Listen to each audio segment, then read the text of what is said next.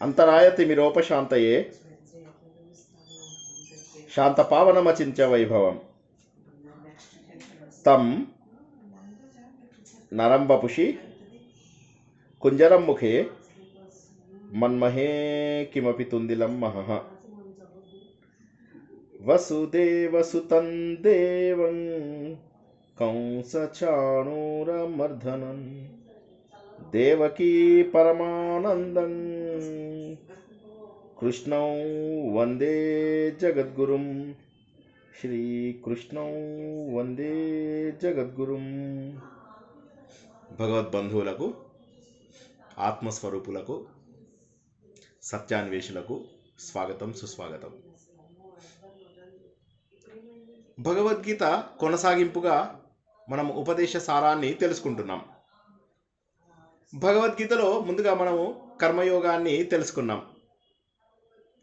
ప్రతి మనిషి జీవితం లోపల కర్మ చేయడం అనేది తప్పనిసరి. కర్మ చేయడాన్ని మనము వదలడానికి అవకాశం లేదు. కానీ చాలామంది కర్మను, బాధ్యతలని వదిలేద్దాము జీవితంలో అని చెప్పేసి అనుకుంటూ ఉంటారు. కానీ కర్మను వదిలేది కాదు. శ్రీకృష్ణ పరమాత్ముడు అర్జునుడికి చాలా గట్టిగా చెప్తాడు, కర్మను వదిలేయవలసినటువంటి అవసరం లేదు, కర్మ తప్పకుండా చేయాల్సిందే. ఆఖరికి మరణించినా సరే, కర్మ చేస్తూ చేస్తూ మరణించినా సరే. ఇక్కడ మనం ఒక విషయం గుర్తుంచుకోవాలి. చాలామంది దేశాన్ని కాపాడడంలోనూ, కుటుంబాన్ని కాపాడడంలోనూ తను బాధ్యతగా అనుకున్న ప్రతి చోట కూడా తన ప్రాణాలను కూడా అర్పించడం మనం చూసాం. ఉదాహరణకి సెక్యూరిటీ గార్డ్స్ ఉంటారు. వారు ఏం చేస్తారు, వారు ఎవరినైతే కాపాడాలో ఆ పొలిటీషియన్ని కావచ్చు, ఆ ముఖ్యమైనటువంటి నాయకుడిని కావచ్చు, ఉన్నత అధికారిని కావచ్చు, వారిని కాపాడడం కోసం అని చెప్పేసి సెక్యూరిటీ గార్డ్స్ వారి ప్రాణాలను వదిలేస్తారు. అదేవిధంగా చూసుకున్నట్లయితే మనము మిలిటరీ వాళ్ళు, పోలీస్ ఆఫీసర్లు, ఇలా ఎంతోమంది వారి వారి బాధ్యతలు నిర్వహిస్తూ చక్కగా నిర్వర్తిస్తూ ప్రాణాలని కోల్పోయిన వారిని మనం ఎంతగానో చూస్తూ ఉంటాం. అంటే దీనికి ఒక విషయం మనం అర్థం చేసుకోవాలి. ఏంటంటే బాధ్యత తప్పనిసరి, కర్మ అనేది తప్పనిసరి. ఈ కర్మ చెయ్యకుండా ఉండలేం.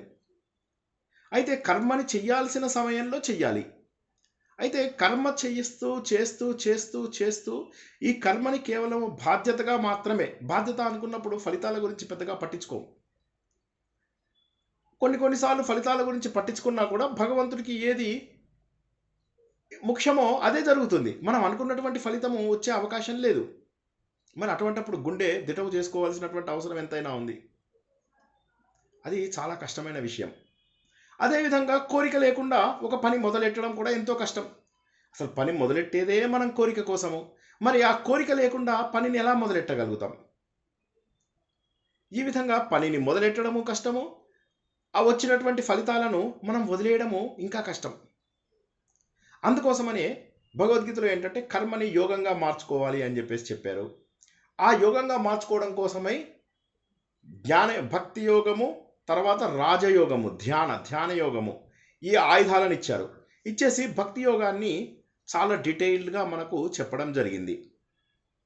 ఉపదేశ సారంలో ఏం జరిగింది, ముందు కర్మ చెప్తూ ఈ కర్మ అనేది జడము అని చెప్పేసి చెప్పారు. చెప్పేసి తర్వాత ఏం చేశారు, కర్మ జడమే, కానీ ఈ కర్మలోంచి నువ్వు భక్తి గనక నువ్వు అలవర్చుకుంటే చాలా సులభం అయిపోతుంది. ఈశ్వరార్పితం నా ఇచ్ఛయా కృతం, భగవంతుడి కోసమై నువ్వు చేసినట్లయితే, మనకేమీ కోరిక లేకుండా, నా ఇచ్ఛ, ఏ ఇచ్ఛ లేకుండా కనుక చేసినట్లయితే అది చాలా గొప్ప అవకాశం. అలా గనక చేసినట్లయితే చాలా సంతోషకరమైనటువంటి ఫలితాలను ఆశిస్తావు. దానికి అప్పుడు నువ్వు మనస్సుని నిగ్రహించుకోవాల్సిన అవసరం వస్తుంది. దేవుడిని ఎలా ఉపాసించాలి అని చెప్పేసి భక్తిలోంచి రాజయోగంలోకి తీసుకొచ్చారు. ఎవరైనా ఇప్పుడు నేను చెప్పిన దాంట్లో ఉపదేశ సారానికి తర్వాత భగవద్గీతకి రెండు ప్యారలల్గా వెళ్తున్నాయి అన్నాను, కానీ చిన్న తేడా ఉంది. అది ఎవరైనా చెప్పగలరా? ఇప్పుడే చెప్పాను నేను.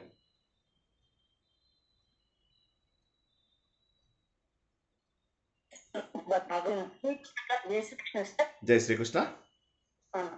భగవద్గీత ప్రకారం ఏంటంటే మనం కర్మ చేస్తూ ఉండాలి, ఆ కర్మని యోగంలోకి మార్చాలి. అవును. అది భక్తి ద్వారా గానీ రాజయోగం ద్వారా గానీ పాసిబుల్ అని అనుకున్నాం. ఓకే. ఇది భగవద్గీతలో మనం చెప్పుకున్నది. ఓకే. కానీ ఉపదేశ సారంలో కర్మ జడము కర్మ అది ఎక్కడైనా జడమే. ఆ, ఉమ్, చెప్పండి. అయితే maybe I missed out sir, మీరు ఆ, చెప్పింది ఓకే. క్యాచ్ ఓకే, చేయలేదు. ఇంకెవరైనా ప్రయత్నం చేయండి. నా ఇచ్చయ కృతం అంటే కోరిక లేకుండా చేయడం మనకి నిష్కామ కర్మ. అది భగవద్గీతలో కూడా చెప్పారు. చెప్పారండి. సార్ నాకు అనిపించేది భగవద్గీతలో కర్మ ఫలాన్ని ఆశించవద్దు అని చెప్పారు. ఇందులో కూడా అదే ఉంది. ఇంట్లో వర్డ్స్ వేరే, సేమ్ మీనింగ్ సార్. మీనింగ్ కానీ ఒక చిన్న డిఫరెన్స్ ఉంది అని చెప్పాను. సరే, ఆ డిఫరెన్స్ ఏంటో తెలుసుకుందామంటే ముందు ఇప్పటివరకు తెలుసుకున్న శ్లోకాలను ఒకసారి సంగీత జాయిన్ అయ్యారా? సంగీత ఉన్నారా? సంగీత మేడం ఒకసారి పాపని ఆ 11 శ్లోకాలు మనం నేర్చుకున్నాము. ఆ 11 శ్లోకాలు ఒక్కసారి చదవమనండి. అందరూ కూడా ఆ శ్లోకాలు కొద్దిగా వినండి. అప్పుడు మనం భగవద్గీతకి దీనికి ఉన్న చిన్న తేడాని గుర్తించగలుగుతాం. రెండు ప్యారలల్గా వెళ్తాయి, కానీ ఒక చిన్న తేడా ఉంది, అదేంటో గుర్తిద్దాం. బంగారు తల్లిని చదవమనండి. జై శ్రీకృష్ణ సార్. జై శ్రీకృష్ణ తల్లి. కర్తురాజ్ఞయా ప్రాప్యతే ధర్మం కర్మ కిం పరం కర్మ తజ్జడం కృతిమహోదధో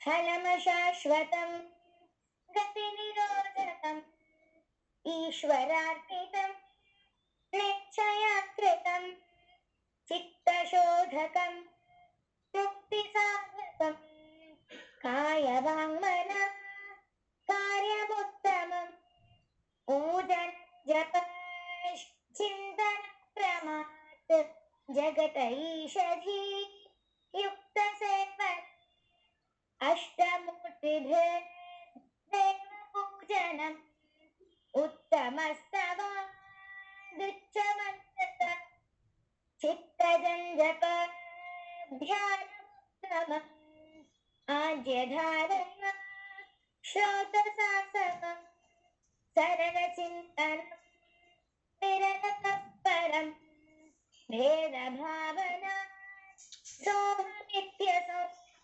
భావనాభిద భావకీమత భావశూన్యస భావసుస్థితి భావనా బల భక్తిరుత్తమ హృస్థలే మన స్వస్థతా క్రియ భక్తియోగము నిశ్చితం వాయురోధన జాలపక్షివ వండర్ఫుల్. థ్యాంక్ యూ తల్లి, ధన్యవాదాలు. ఉండు ఒక 5 నిమిషాలు నేను చెప్పుకున్నాక మళ్ళీ తర్వాత శ్లోకాలు కూడా తెలుసుకుందాం. ఈ శ్లోకాలలో మనం ఏం తెలుసుకున్నామంటే ఆయన మొదటి నుంచి ఏమంటాడంటే కర్మ అనేటటువంటిది మనం ఎంత చేసినా కూడా ఆ ఫలితాలు మన చేతుల్లో లేవు. కర్మ యొక్క ఫలితాలను ఇవ్వడానికి ఎవరో ఒకరు ఉన్నారు. కర్మ అనేటటువంటిది దేవుడు కాదు. కర్మ అనేటటువంటి ఫలితాలు ఇవ్వడానికి ఒక పెద్ద శక్తి ఉంది. ఆ శక్తి మనకు ఫలితాలు ఇస్తుంది. కాకపోతే ఆ ఫలితాల కోసం అని చెప్పేసి చూసుకుంటూ కూర్చున్నట్లయితే అది పెద్ద సముద్రంలాగా తయారవుతుంది. తయారైన తర్వాత ఏమవుతుంది? ఫలితం వస్తుంది. కానీ ఆ ఫలితం అనేది అశాశ్వతమైనటువంటి ఫలితము. మన పురోగతికి అది ఆటంకం. ఎందుకంటే ఇప్పుడు ఏమవుతుంది, నాకు ఇల్లు కావాలి, ఇల్లు వచ్చింది, కారు కావాలి, కారు వచ్చింది, ఇలా నేను కోరుకుంటూ ఉన్నాను. మళ్ళీ ఒకటి దొరుకుతూ ఉంటుంది, దొరుకుతాయి, ఫలితాలు బాగా చేస్తున్నాను మంచి వ్యక్తికి అయితే. ఇలా వెళ్తూ ఉన్నాం, అలా అలా అలా అలా జన్మల తరబడి వెళ్తూ ఉన్నాం. కాబట్టి ప్రగతి అనేటటువంటిది ఇక్కడ సంభవం జరగదు. ఎందుకంటే ఫలితాలు అశాశ్వతం. ఏ ఫలితము కూడా శాశ్వతం కాదు. ఆనందం అనేది ఒక్కటి మాత్రమే శాశ్వతం, అది భగవంతుడి దగ్గర ఉంది. కానీ మనం అశాశ్వతమైనటువంటి వస్తువుల కోసం నాకు ఇవ్వాలి, ఈ పని అయిపోవాలి, రేపు ఆ పని అయిపోవాలి, తర్వాత అది అయిపోవాలి, తర్వాత ఇది అయిపోవాలి, ఇలా ఏమవుతుందంటే కర్మఫలము మన జన్మాలకు హేతు అవుతుంది. కర్మ ఫలితము మన జన్మాలకు హేతు అవుతుంది. అందుకోసం మనం ఏం చేయడం అంటే ఈ కర్మ ఫలితాలు మనకు అంటకుండా చూసుకోవాలి. జాగ్రత్తగా వినండి. భగవద్గీతలో ఇందులోపల చాలా సింపుల్.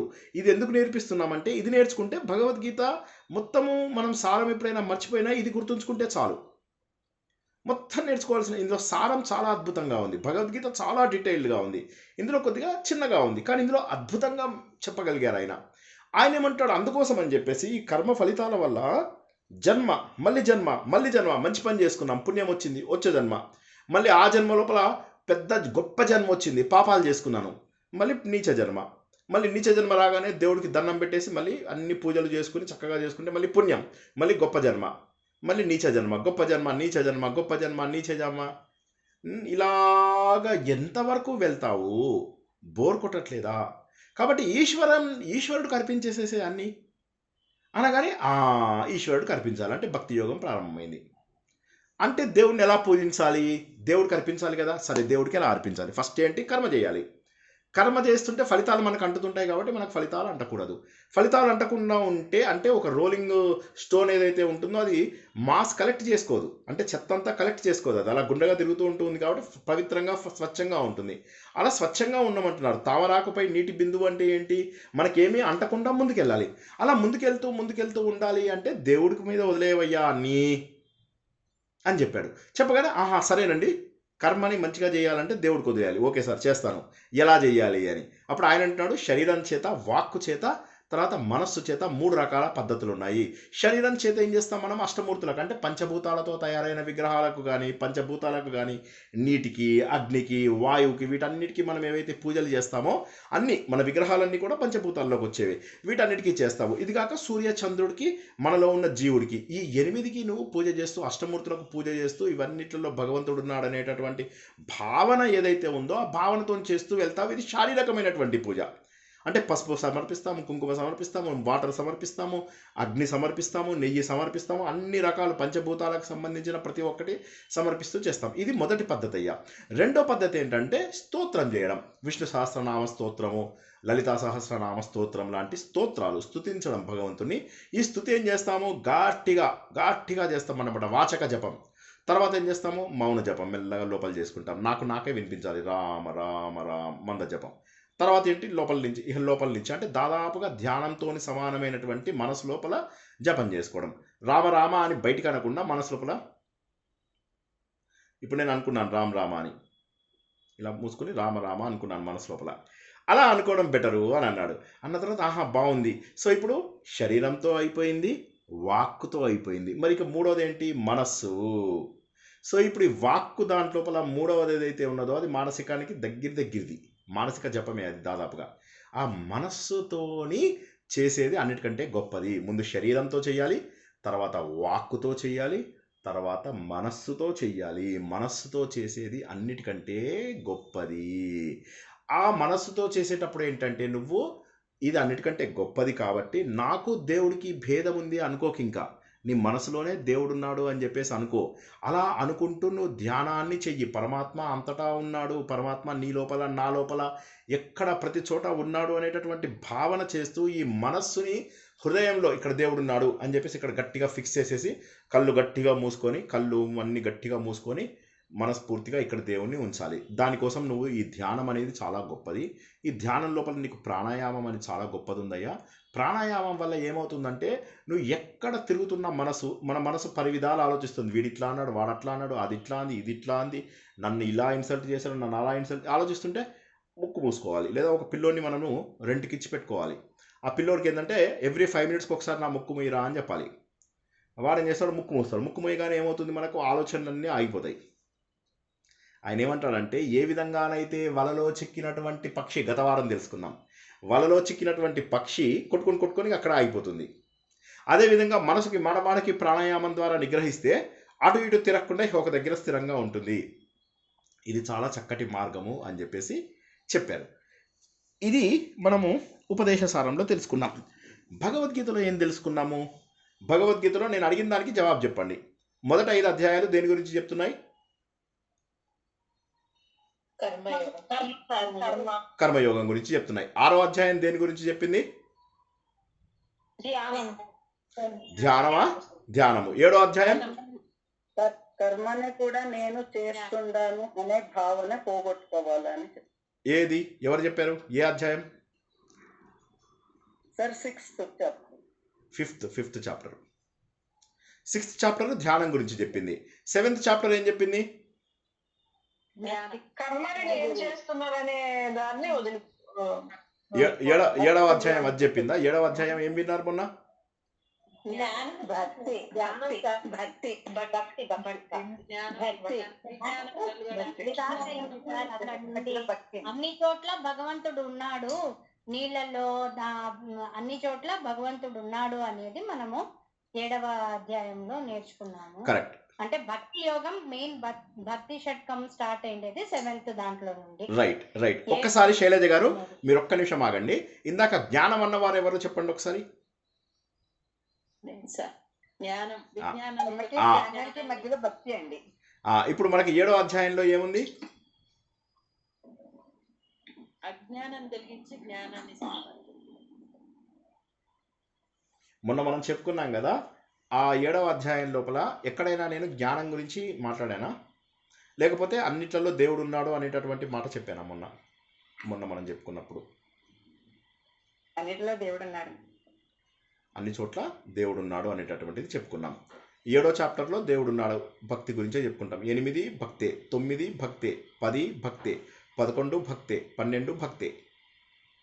అవునా? ఒకసారి సీక్వెన్స్ చెప్పండి. ఇప్పుడు భగవద్గీతలో ఏం చెప్పుకున్నాము? ఒక్క నిమిషం అర్చన చెప్పండి. కర్మయోగం, ధ్యానయోగం, భక్తి యోగం, జ్ఞానయోగం. రైట్. అక్కడ ఆపేయండి, 3 ఆపేసేయండి, 3తో ఆపేయండి. మళ్ళీ చెప్పండి, 3 చెప్పి ఆపేయండి. కర్మయోగం, ధ్యానయోగం, భక్తి యోగం. ఇక్కడికి ఆపేసేయండి. ఇవి 3 అందరూ జాగ్రత్తగా వినండి. 4-5 చాప్టర్స్ వరకు కర్మ, తర్వాత మెడిటేషన్ చేయమని చెప్పేసి 6వ అధ్యాయంలో చెప్పారు. 7వ అధ్యాయం నుంచి 12వ అధ్యాయం వరకు భక్తి గురించి చెప్పారు. ఓకే. ఇప్పుడు ఉపదేశ సారంలో ఏం చెప్పారో ఎవరన్నా చెప్పగలరా? ఇప్పుడు నేను వివరణ కూడా ఇచ్చాను. ఉపదేశ సారంలో ఏం చెప్పారో వివరణ కూడా ఇచ్చాను కదా. ఒక్కసారి ఆలోచించి ఈ 3 ఎలా చెప్పారో చెప్పగలరా ఎవరైనా?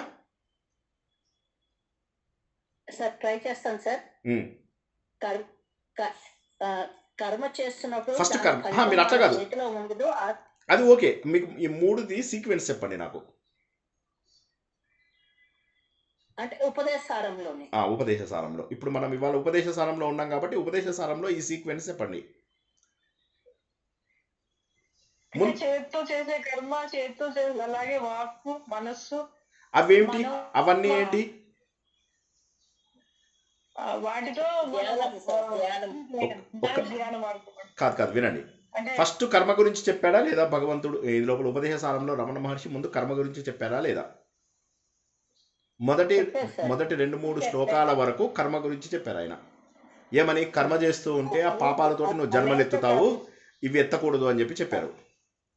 తర్వాత ఏం చెప్పారు? దీన్ని దేవుడికి అర్పించు అని చెప్పేసి భక్తి యోగంలోకి తీసుకెళ్లారు. తర్వాత 5వ శ్లోకం 6వ శ్లోకం నుంచి ఎంతసేపు కూడా దేవుడి పూజలని జపం ద్వారా 7వ శ్లోకం నుంచి ఎస్పెషల్లీ 6వ దాంట్లోపల జపం దాకా తీసుకొచ్చాడు. దేవుడిని ఎలా పూజ చేయాలి అనేది భక్తి యోగం దాకా తీసుకొచ్చాడు. తర్వాత 7వ శ్లోకం 6వ శ్లోకం మధ్య నుంచి ఏం చేశాడంటే ఆయన ధ్యానం ఎలా చేయాలో చెబుతూ పోయాడు. ఇప్పుడు సీక్వెన్స్ ఏంటి చెప్పండి? శరీరం ద్వారా, జపం ద్వారా, ధ్యానం ద్వారా కాదు. చెప్పినారు, తర్వాత ధ్యానం చెప్పినారు, ఆ తర్వాత మనము భక్తి గురించి తెలుసుకున్నాము. ఎక్కడ?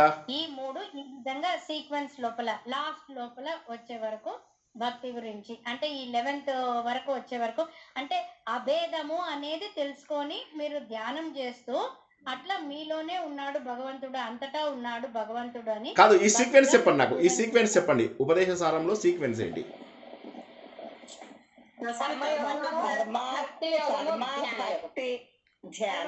అది కర్మ, భక్తి, ధ్యానము.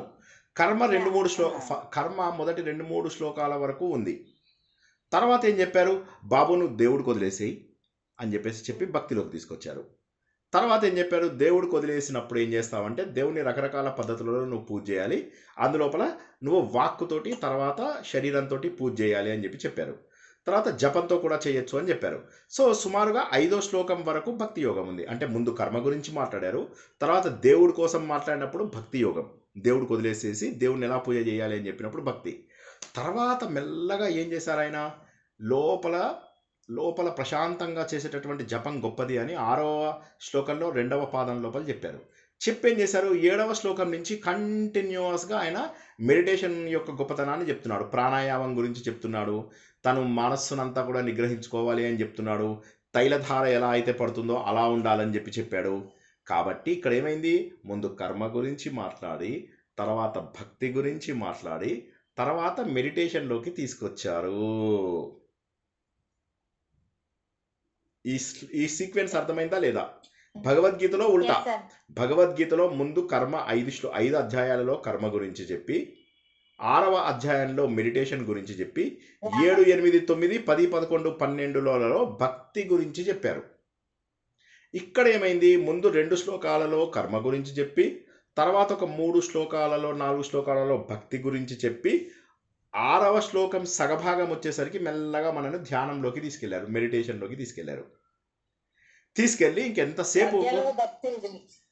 భక్తి కర్మ, రెండవది. ధ్యానం, భక్తి అన్నది భగవద్గీతలోనే ఆ సీక్వెన్స్. కర్మ, ధ్యానం, భక్తి. ఇక్కడ కర్మ, భక్తి, ధ్యానం. ధ్యానం, మెడిటేషన్ అనండి.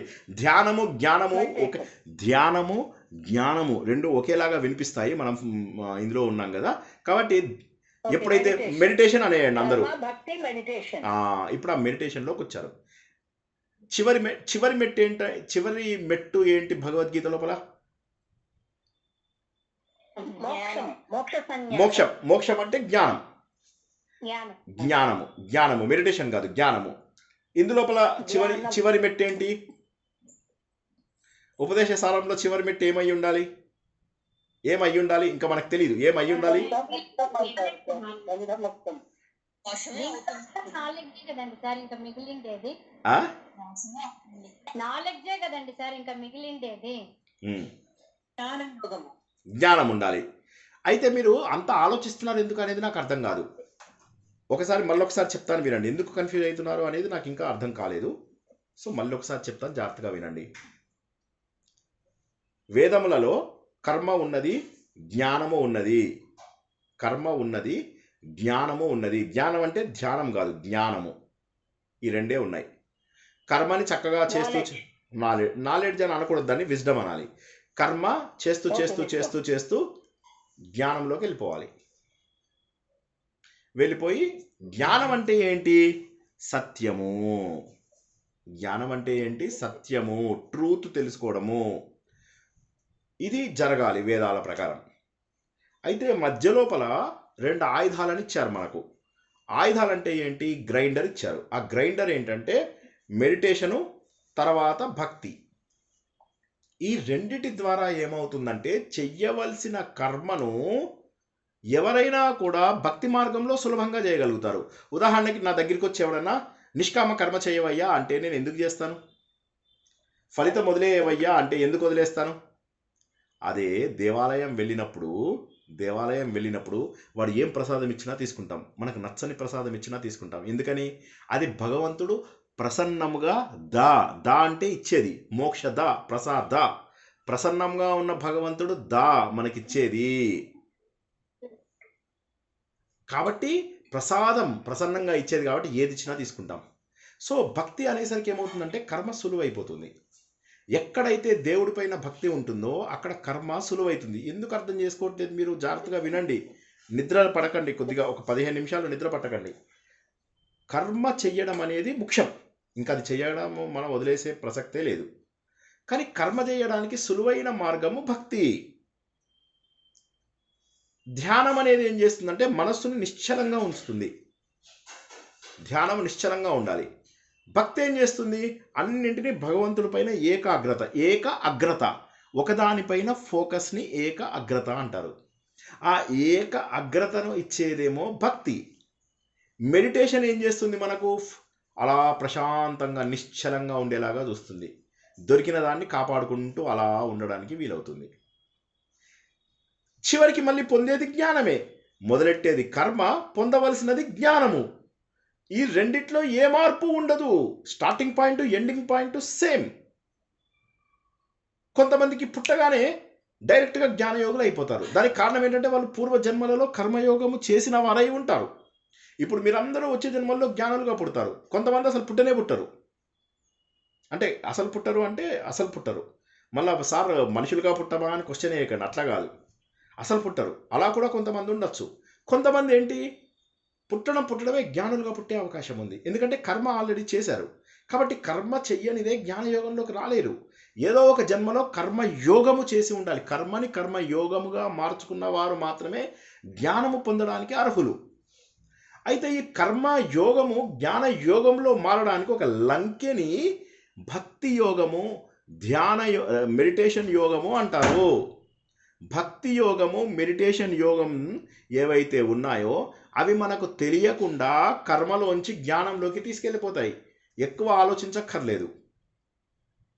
ఇప్పుడు నాలాంటి వాడికి భక్తి తక్కువ, సో నేనేం చేస్తాను, ఆలోచనతో ఎక్కువగా దేవుడికి దగ్గర అవ్వడానికి ప్రయత్నం చేస్తాను. ఆలోచన అంటే ఏంటి, ఈ సృష్టి మొత్తం ఎవరిది, ఈ సృష్టిలో ఉన్నటువంటి వస్తువులన్నీ ఎవరివి, ఈ సృష్టిలో ఇంత అద్భుతంగా గ్రహాలు, నక్షత్రాలు, బ్రహ్మాండాలు ఇవన్నీ ఇంత చక్కగా ఎవరి వల్ల ఉన్నాయి, ఎవరి వల్ల తిరుగుతున్నాయి, ఎవరి వల్ల వాయువు, వెలుతురు, సూర్యుడు, చంద్రుడు, చెట్లు, సముద్రాలు, నదులు ఇంత అందంగా ఉన్నాయి.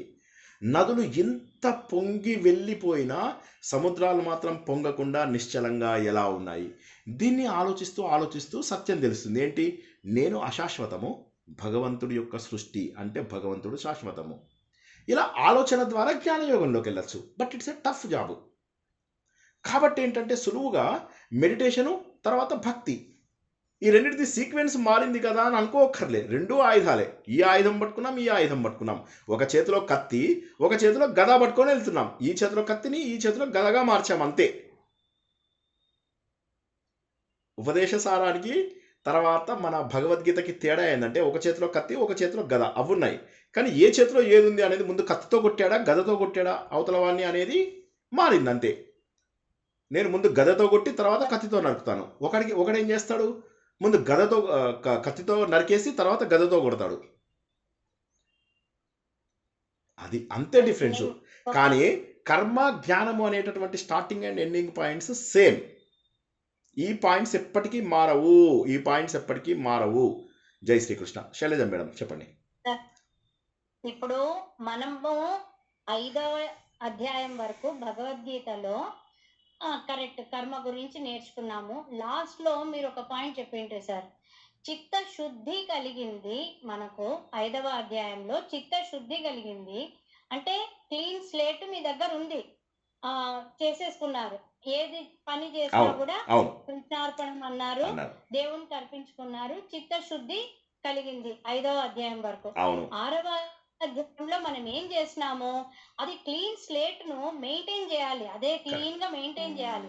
కాబట్టి మీరు ధ్యాన ప్రక్రియలో పోయి అంటే మెడిటేషన్ ప్రక్రియలో పోయి చిత్త నిశ్చలతను మీరు చెయ్యండి అనేసి చెప్పినారు. ఆ తర్వాత నుండి మనకు ఇంకా భక్తి యోగము కొనసాగింది. కానీ ఇప్పుడు మీరు దీని లోపల చెప్పే ఉపదేశ సారంలో ఏం చెప్తున్నారంటే, ఇప్పుడు ఈ రెండు ఒకటే వెపన్సే, 2 వెపన్స్ పెట్టుకొని తిరుగుతున్నారు. ఒకటేమో భక్తి యోగము, ఒకటేమో మెడిటేషన్ అంటే ధ్యాన యోగము. ఈ రెండింటిని పట్టుకొని తిరుగుతున్నారు.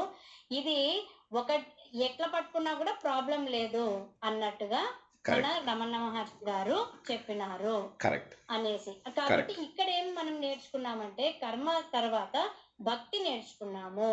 అంటే ఆల్రెడీ ఇంకా చిత్త నిశ్చలత చిత్తశుద్ధికి పెద్ద డిఫరెన్స్ ఏం లేదు అన్నట్టుగా మనం మనసులో అనుకొని చిత్తశుద్ధి భక్తి యోగంలో చిత్తశుద్ధి అంటే ఏంటి, క్లీన్ గా ఉండడం. చిత్తశుద్ధి అంటే ఏంటంటే చెడు ఆలోచనలు రాకుండా ఉండడం.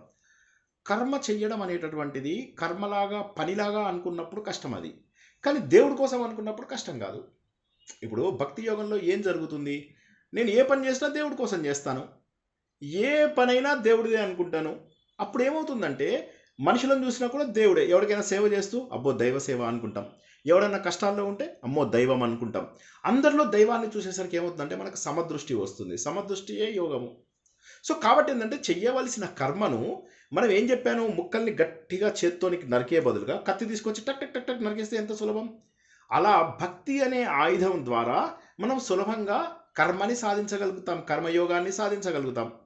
సాధించినటువంటి కర్మయోగంని ధ్యానము ద్వారా నిశ్చలంగా పెట్టుకుంటాం. కాబట్టి భక్తి ఇటు ధ్యానం ఇటు అయినా, ధ్యానం ఇటు భక్తి ఇటు అయినా చేసేది మళ్ళీ ఈ రెండింటిలో కర్మయోగమే. కర్మయోగంలోంచే మనం అల్టిమేట్లీ విజ్డమ్లోకి వెళ్తాము, జ్ఞానయోగంలోకి వెళ్తాము. ఈ మధ్యలో ఒక ఆయుధము, వంట చెయ్యాలి, కూరగాయలు తరుక్కోవాలి. ఒక్క నిమిషం ప్లీజ్. కూరగాయలు తరుక్కోవాలి, ఫైనల్గా వంట చేసుకొని తినాలి. ఈ మధ్యలో గ్రైండరు, కత్తులు ఇవన్నీ ఏవైతే ఉన్నాయో ఇది భక్తి, తర్వాత మెడిటేషన్. ఈ భక్తి అండ్ మెడిటేషన్ ద్వారా ఏమవుతుందంటే చెయ్యవలసిన కర్మను సులభంగా చేసుకుంటాము. సులభంగా చేయడం ద్వారా మళ్ళీ జ్ఞానంలోకి వెళ్తాం. అల్టిమేట్లీ మీకు ధ్యానం దగ్గర ఆగిపోతే లాభం ఏమిటి? భక్తి దగ్గర ఆగిపోతే లాభం ఏంటి? అది జ్ఞానంలోకి వెళ్ళకుండా అల్టిమేట్గా వెళ్ళవలసినది సత్యం తెలుసుకోవడం. మన హిందూ ధర్మంలో ముఖ్యమైనటువంటిది సత్యము. సత్యము ఈజ్ గాడ్ రియల్ అని ఎవరో క్వశ్చన్ వేస్తే వివేకానందుడు ఏమన్నాడు? రియాలిటీ ఈజ్ గాడ్, సత్యమే భగవంతుడు అన్నాడు. కాబట్టి భగవంతుడు తప్ప వేరే సత్యము లేదు. బ్రహ్మ సత్యము, జగత్ మిథ్య. ఇంతకు మించి మనకు వేరే సారము లేదు. ఆ సత్యము తెలుసుకోవడమే జ్ఞానము. మళ్ళీ చెప్తున్నాను, ఈ ప్రపంచమంతా భగవంతుడిది, అందులో మనము భాగము. భగవంతుడు తప్ప సత్యమైనది ఏదీ లేదు. నాతో, నా శరీరంతో, నా వస్తువులతో ఇవన్నీ కూడా నశించిపోయేవి. నశించకుండా మిగిలేది శాశ్వతమైనటువంటిది ఒక్క భగవంతుడు మాత్రమే. అన్ని ఆనందాలకు స్టార్ట్ డేట్, ఎండ్ డేట్ ఉంటుంది. కానీ భగవంతుడి దగ్గర ఉన్నటువంటి ఆనందానికి there is no start date, no end date. అది ఒక లహరి, ఆనందము. ఆ ఆనందం ఎంతగా వస్తుందో అది అనుభవం చేస్తే, కొద్దిగా అనుభవం చేసినా చాలు. అమృతము గ్లాసుల్లో కొద్ది తాగాల్సిన అవసరం లేదు. కొద్ది కొద్దిగా ఎక్స్పీరియన్స్ చేయడానికి ప్రయత్నం చేస్తే అందులో వచ్చే ఆనందంతో ఎన్ని సమస్యలు మర్చిపోతామో మీరు చూడండి ఒకసారి. సారీ శైలజ మేడం, ఏదో అడగబోయారు, ఆపాను. సార్ మీరు మనకు ఇప్పుడు ఆయుధాలు అన్నట్టుగా చెప్పినారు కదండి సార్. భగవద్గీత చెప్పేటప్పుడు ఈ భక్తిని ఏ విధంగా కంపేర్ చేస్తున్నారంటే, ఇప్పుడు మనం కర్మ నుండి జ్ఞానంకు పోవాలా, విజ్డమ్ కు పోవాలా. అయితే ఈ భక్తి యోగము అనే భక్తి అనేది మనకొక బ్రిడ్జ్ లాగా యాక్ట్ అవుతుంది. అంటే ఆ బ్రిడ్జ్ దాటినాము అంటే కర్మలో నుండి భక్తికి పోయి, భక్తి మీద అంటే ఆ బ్రిడ్జ్ మీదకి ఎక్కి అక్కడ నుండి మనం జ్ఞానం ఆటోమేటిక్ గా జ్ఞానంలోకి వెళ్ళిపోతాం. ఆటోమేటిక్ గా మనం జ్ఞానం లోపల పోతాం. కాబట్టి ఇప్పుడు ఈ బ్రిడ్జ్ మన భక్తి ఒకటే కాదు, అంటే ధ్యానం కూడా ఇంక్లూడ్ చేసుకున్నాము. ఈ ధ్యానము అండ్ భక్తి are acting like bridge between karma. లంకే లేదా లింక్ అని అనుకున్నాం. లంకే, లింక్, బ్రిడ్జ్, వెపన్స్ ఇవన్నీ కూడా మనకు అర్థం చేసుకోవడానికి చెప్పినటువంటి ఇవి. కర్మలోంచి జ్ఞానంలోకి వెళ్ళాలి. అల్టిమేట్గా కర్మలోంచి జ్ఞానంలోకి వెళ్ళాలి. దానికి ఉపకరణములు అని అనుకుందాం. సింపుల్గా చెప్పాలి అంటే కత్తులు, కఠార్లు ఎందుకు, మీకు కన్ఫ్యూజన్ ఎందుకు? ఉపకరణములు, ఉపయోగింపబడేవి. ఓకే, ఇప్పుడు డౌట్ ఉన్న వాళ్ళు ఎవరన్నా అడగండి, తర్వాత శ్లోకాలకు వెళ్దాం.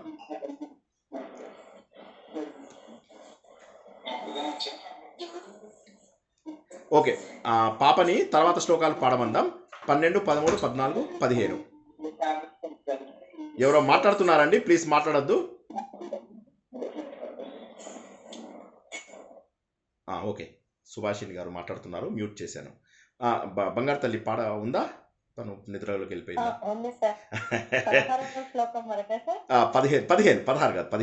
16 నుంచి జ్ఞానయోగం స్టార్ట్ అవుతుంది, అందుకని 15 దాకా చెప్పుకుందాం.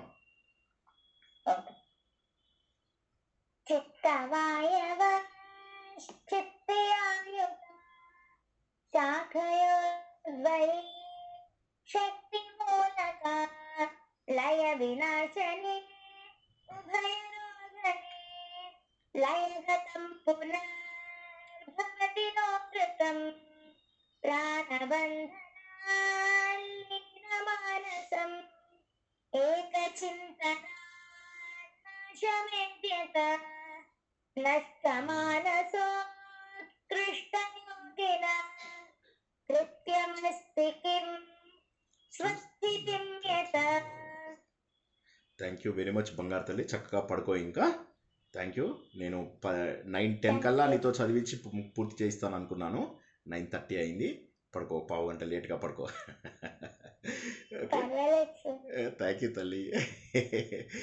జై శ్రీకృష్ణ జై సార్. శ్రీకృష్ణ తల్లి, అందరి తరఫున కృతజ్ఞతలమ్మా, బ్లెస్సింగ్స్. ఇప్పుడు థ్యాంక్ యూ సార్.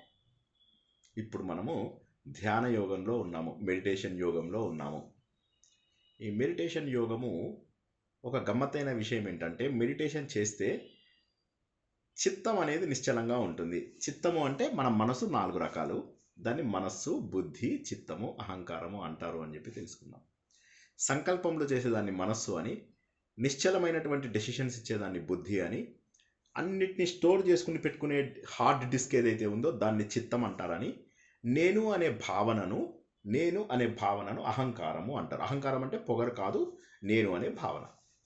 ఇప్పుడు ఇందులో ఈ 4 చిత్త బుద్ధి, మనోబుద్ధి, చిత్త అహంకారాలు అనేవైతే అంతఃకరణాలు ఉన్నాయో లోపల పనిచేసేవి, ఈ 4ంటిలో ఏది వాడినా ఈ 4 వాడినట్టే లెక్క. ఇప్పుడు ఇక్కడ ఏమంటున్నారు, చిత్తము ప్రాణవాయువు.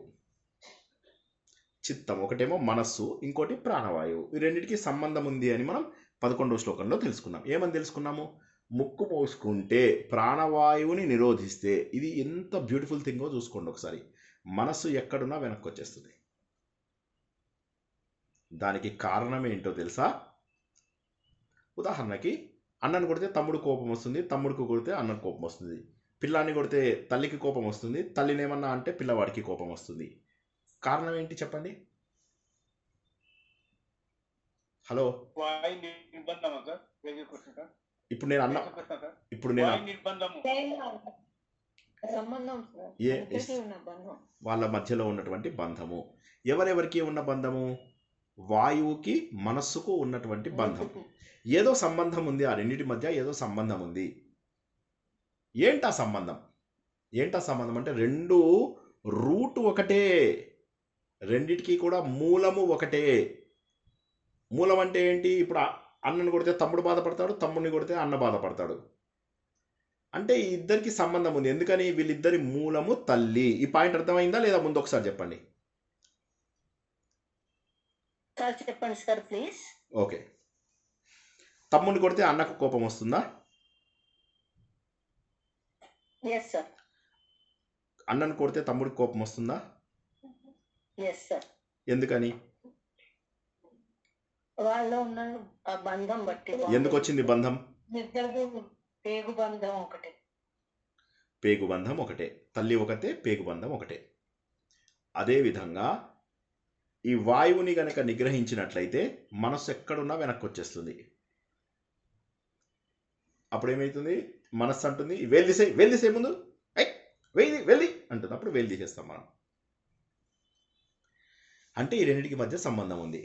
దానికి ఈయన ఏమంటున్నాడంటే, మా రమణ మహర్షి, ప్లీజ్ డీప్గా అర్థం చేసుకోవడానికి ట్రై చేయండి. ఇది చాలా అద్భుతమైనటువంటి జ్ఞానం, కొన్ని కోట్ల జన్మల అదృష్టం. మనము ఇవన్నీ సమాంతరంగా నేర్చుకుంటున్నాం.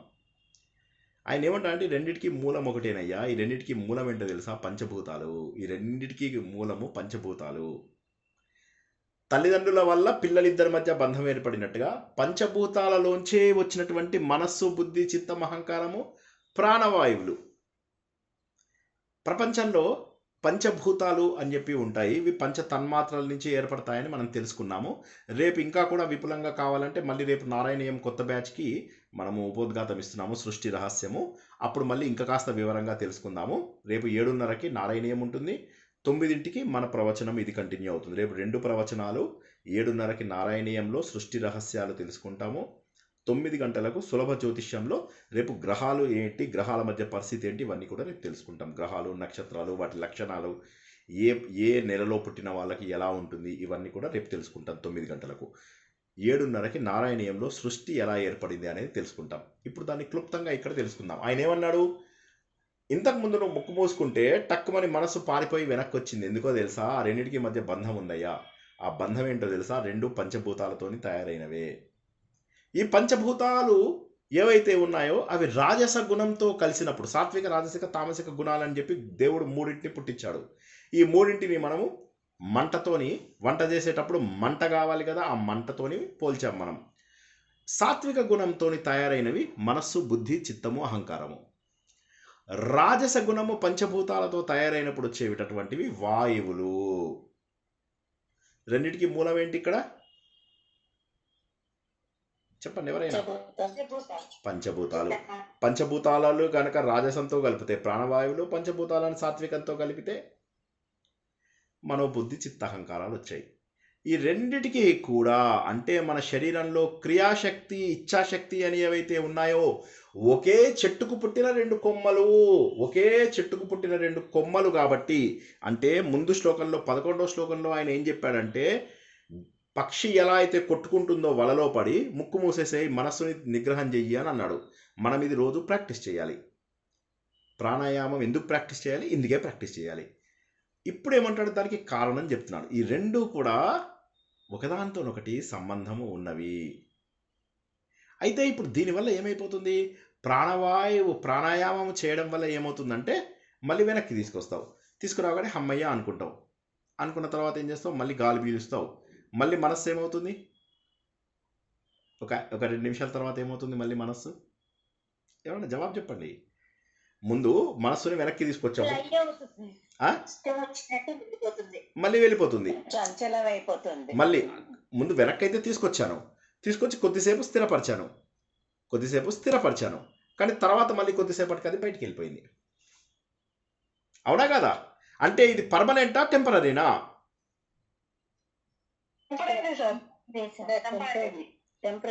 టెంపరీ. అంటే ఏంటంటే ఆయన ఒక టెక్నిక్ చెప్పి, ఆ టెక్నిక్ ఏంటంటే ఒకే తల్లి 2 పిల్లలు, ఒకే చెట్టు 2 కొమ్మలు అని చెప్పాడు. దేన్ని? వాయువుని, మనస్సుని. వాయువు, మనస్సు ఒకే తల్లి పిల్లలు అని చెప్పాడు.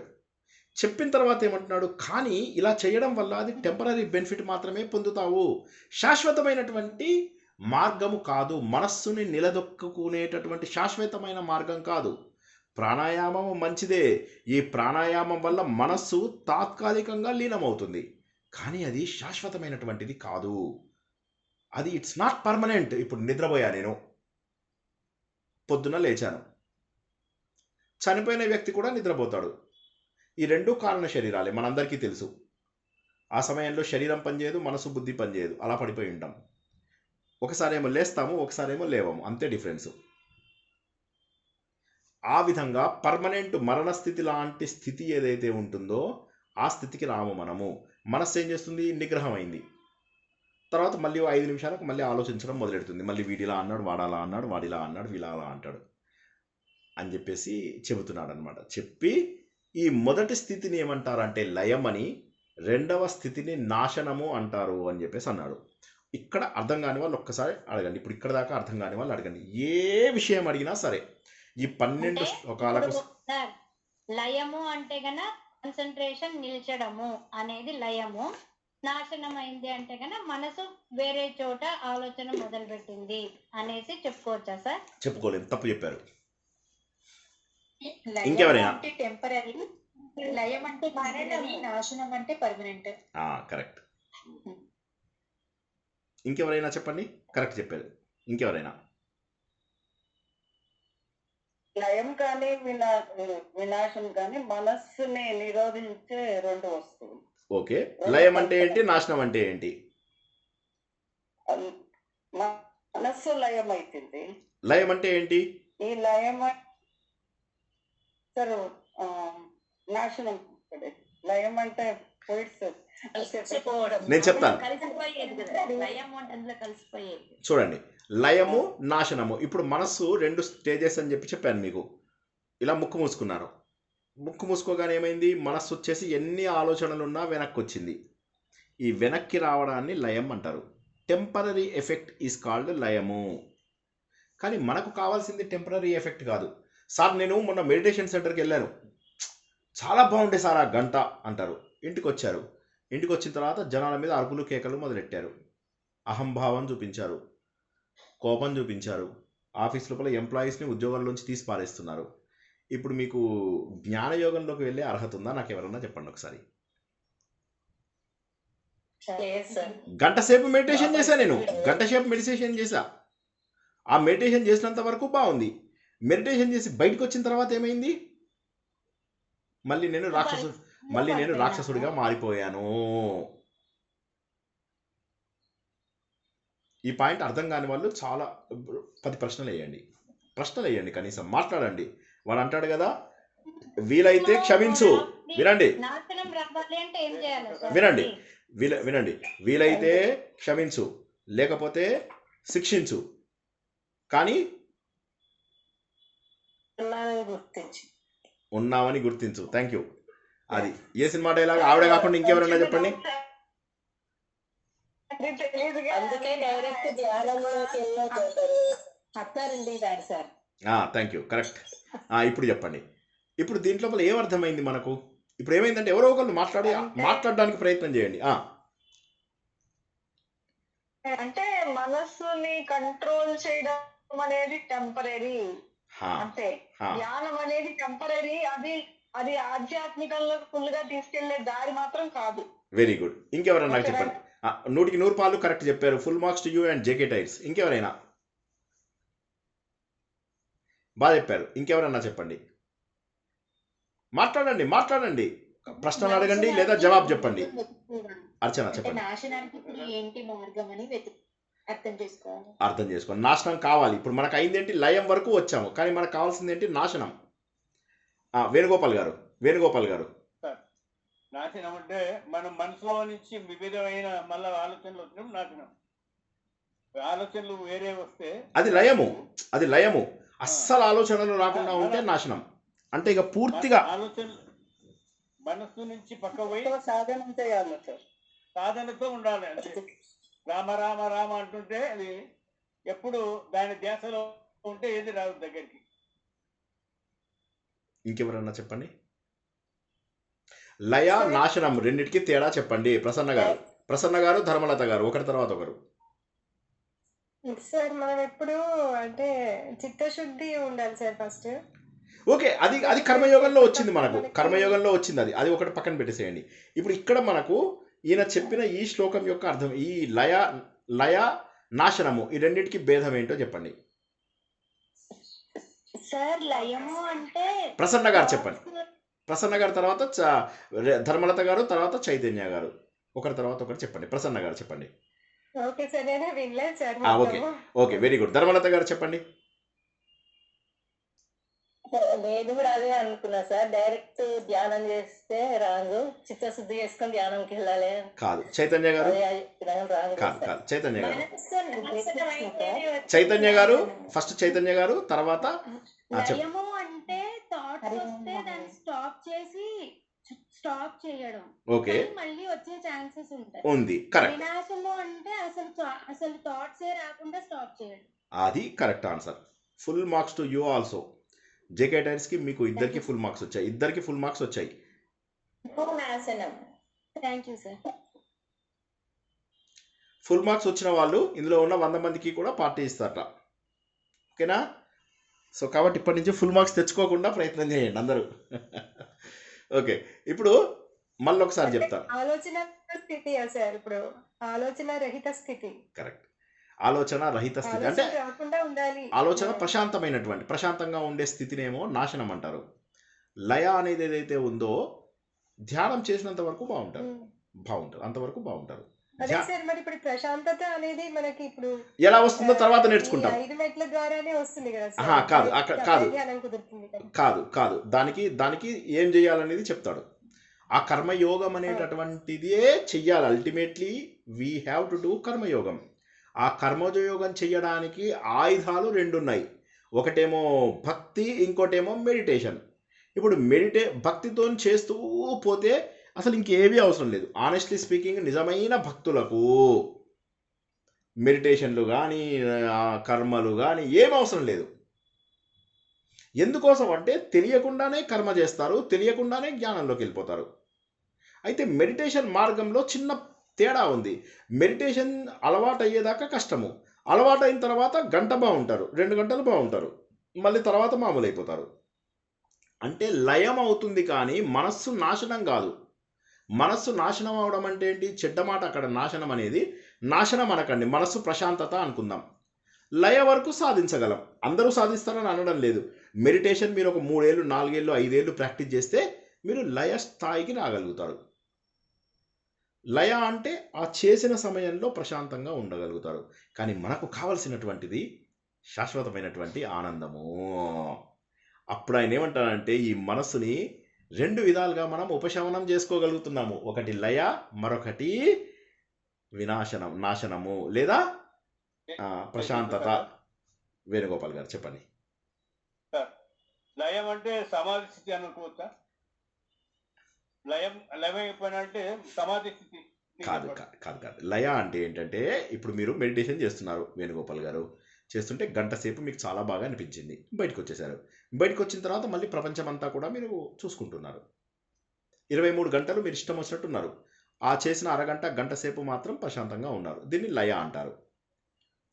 నాశనము అంటే ఏంటంటే మనస్సు నాశనం. మనస్సు నాశనము అంటే ఏంటంటే 24 గంటలు మీరు ప్రశాంతంగా ఉంటారు. కొద్దిసేపు ప్రశాంతంగా ఉంటే లయం. 24 గంటలు ప్రశాంతంగా ఉండడం అనేటటువంటిది మన గోల్, మన టార్గెట్. మనము చేరాల్సినటువంటి స్థితిని మనస్సు నాశన స్థితికి చేరుకోవాలి.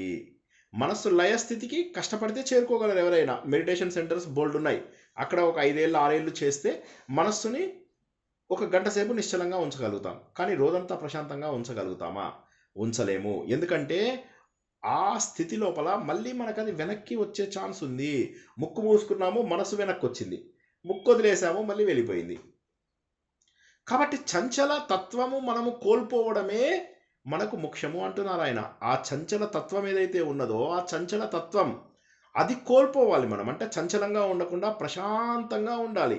అంటే దీనికోసము మళ్ళీ కావలసినది ఆలోచన అని చెప్తున్నాడు ఇప్పుడు ఆయన. ఆయన ఏమంటున్నాడంటే, బాబు నువ్వు ఏ పని చేసినా సరే ఆలోచన నీకు ఇంపార్టెంటు. ఆలోచన అంటే ఏంటంటే సరైన దారిలో ఆలోచన చేయడం ఇంపార్టెంటు. ఇప్పుడు మనకేమైంది, మామూలుగా ముక్కు మూసుకొని టెంపరీగా బలవంతంగా మనం ఒక గంట సేపు మనస్సుని ప్రశాంతంగా ఉంచుకోగలిగాం. కానీ మనకు కావాల్సిన ప్రశాంతత ఎక్కువసేపు కావాలి. ఉదాహరణకి జాగ్రత్తగా వినండి. ఉదాహరణ కొద్దిగా మీకు అర్థమవుతుందేమో చూద్దాం. ఉపవాసం ఉన్నా నేను. ఉపవాసం ఉన్నప్పుడు ఏమనిపించింది, బలవంతంగా ఆపుకున్నాను నోరుని, బలవంతంగా నోటిని ఆపుకున్నాను. ఒక 6-7 గంటలు ఆపుకున్నాను. ఆపుకున్న తర్వాత ఎవడో చెప్తాడు, ఉపవాసం టైం అయిపోయింది అని. తియ్యు నా సామి రంగా, ఇక ఫ్రిడ్జ్ ఖాళీ అవ్వాలి. ఇక ఆ ఒక్క ఉపవాసాలు ఉన్న తర్వాత రోజు చూడాలి, ఇండియాలో ఎవరికి దొరకనన్ని సామాన్లు అయిపోతాయి. సో ఇది లయం. నాశనం అంటే ఏంటి అంటే ప్రశాంత చిత్తం. ఆహారము కొద్దిగానే తీసుకోవడం. కొద్దిగా తీసుకున్న ఆహారంతో 2 రోజులు 3 రోజులు ప్రశాంతంగా ఉండగలగడం. ఆహారం పైన ధ్యాస ఉండకుండా ఉండడం. ఆహారం తినాలి అనేటటువంటి కోరిక లేకుండా కొద్దిగా స్వీకరించిన ఆహారం అయినా సరే మనకు అలవాటైతే అదే శక్తిని ఇస్తుంది. మీరు ఈయన ఇషా ఆయన ఉన్నాడు కదా, ఆయన చెప్తాడు తను ఇంత కొద్దిగా ఏదో తింటాడు, అందులోపల కొంత పల్లి ఏదో పౌడర్ వేసుకుంటాడు, దాని మీద తేనె ఏదో వేసుకుంటాడు, ఇంకోటి ఏదో చేస్తాడు, చేసి దాన్ని మిక్స్ చేసి తాగుతాడు. రోజు మొత్తం ఆయన మిగతా వాళ్ళందరికంటే కూడా యాక్టివ్గా ఉంటాడు. మన శరీరానికి ఏది అలవాటు చేస్తే అది సరిపోతుంది. అదేవిధంగా మన మనసుకు కూడా ఏది అలవాటు చేస్తే అలాగే ఉంటుంది. శరీరానికి ఏ విధంగానైతే మనము ఉపవాసం అనేటటువంటి ఇంద్రియాలతోని టెంపరీగా ఆపుకుంటాము, మనస్సుతోటి గట్టిగా ఆపుకుంటాం. ఇవన్నీ నేను తినకూడదు, రోజుకు డాక్టర్ ఒకటే పూట తినమన్నాడు అని చెప్పి ఆపుకుంటాం. అదేవిధంగా మనస్సు యొక్క ఆలోచనలను కూడా అనవసరమైనటువంటి విషయాలపైకి వెళ్ళకుండా ఉంచాలి. అది ఎప్పుడు సాధ్యమవుతుందంటే అభేద దృష్టితో మాత్రమే సాధ్యమవుతుంది. ఆలోచన లేకుండా మనకు జ్ఞానయోగంలోకి వెళ్ళలేము అని చెప్పేసి చెప్తున్నాడు ఇక్కడ. ఇది కొద్దిగా కష్టమైన పాయింట్. ఇక్కడ ఏమంటాడంటే ఆయన, నువ్వు ఎంతైనా చెయ్యి, నిగ్రహించుకోవడం అనేది ఇంద్రియాలకు సంబంధించినది కాదు.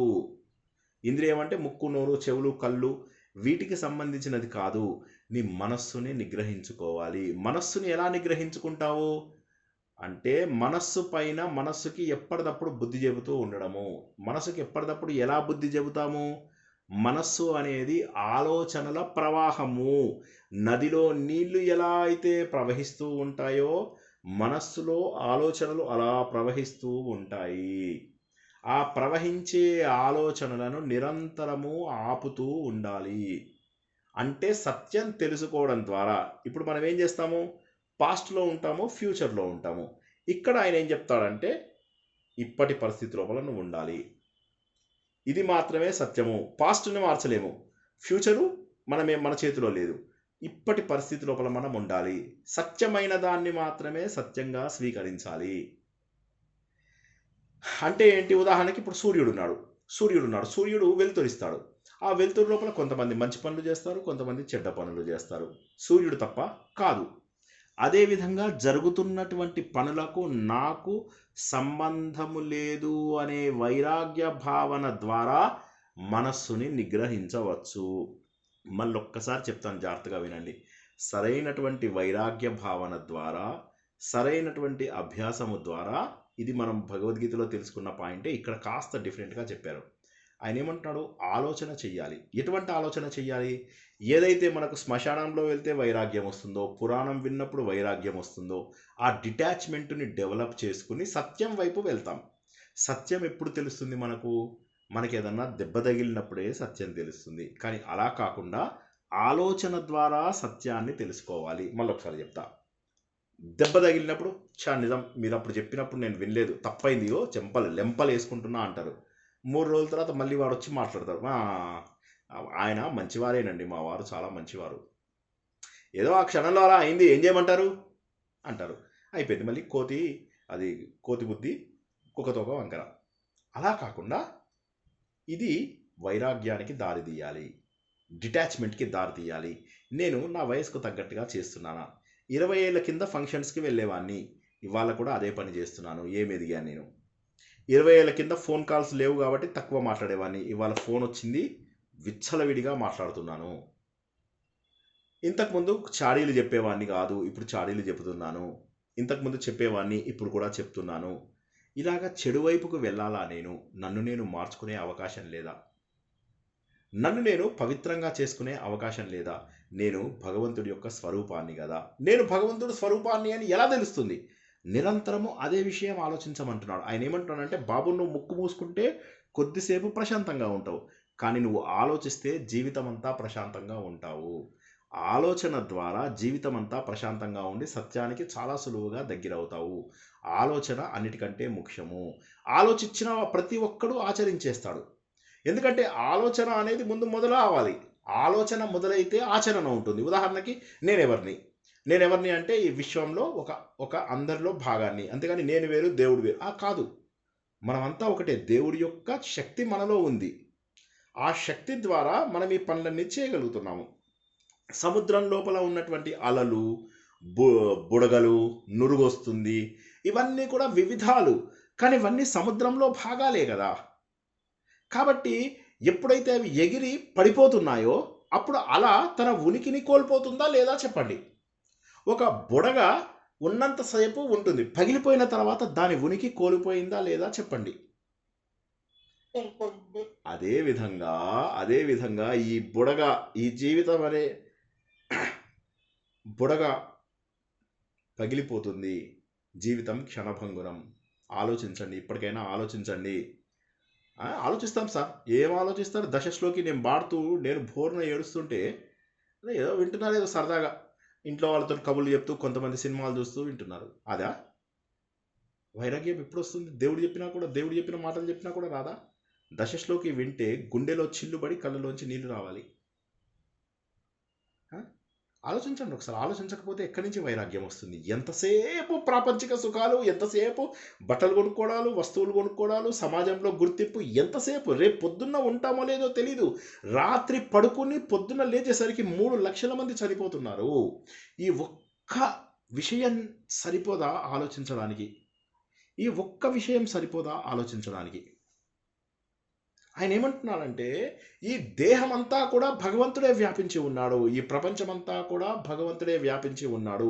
ఉదాహరణకి ఇక్కడ కొడితే నాకు దెబ్బ తగులుతుంది, ఇక్కడ కొట్టినా నాకే దెబ్బ తగులుతుంది. ఈ దేహమంతా ఏ విధంగానైతే నేను అనబడే శ్రీనివాస్ దర్భా వ్యాపించి ఉన్నాడో, ఈ ప్రపంచమంతా కూడా దైవమే వ్యాపించి ఉన్నాడు. ఈ పాయింట్ అర్థం కాని వాళ్ళు నాకు చెప్పండి ఒకసారి. ఇప్పుడు కాలు మీద ఎవడో కొట్టాడు, కొట్టగానే నాకు తెలుస్తుందా లేదా ఇది నాకు తగిలింది అని? చెంప మీద కొట్టాడు, నాకు తెలిసిందా లేదా? అదే విధంగా ప్రపంచంలో ఉన్న ప్రతి వస్తువులోనూ భగవంతుడు ఉన్నాడు. ఎందుకంటే ఈ ప్రపంచమంతా భగవంతుడి శరీరము అని మనం తెలుసుకున్నాము. ఏమని తెలుసుకున్నామో సహస్ర శీర్ష పురుష సహస్రాక్ష సహస్రప.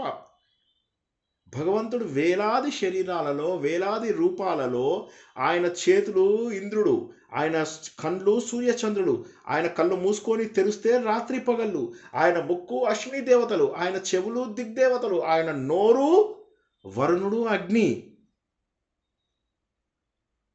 శరీరం మొత్తము కూడా ప్రపంచమే వ్యాపించి ఉంది. ఆయన జఠరంలో ఉన్నటువంటి అగ్ని సముద్రము, ఆయన రక్తము నదులు, ఆయన వెంట్రుకలు వృక్షాలు. భగవంతుడు మీకు కనిపించని ప్లేస్ ఏది ఉందో నాకు చెప్పండి.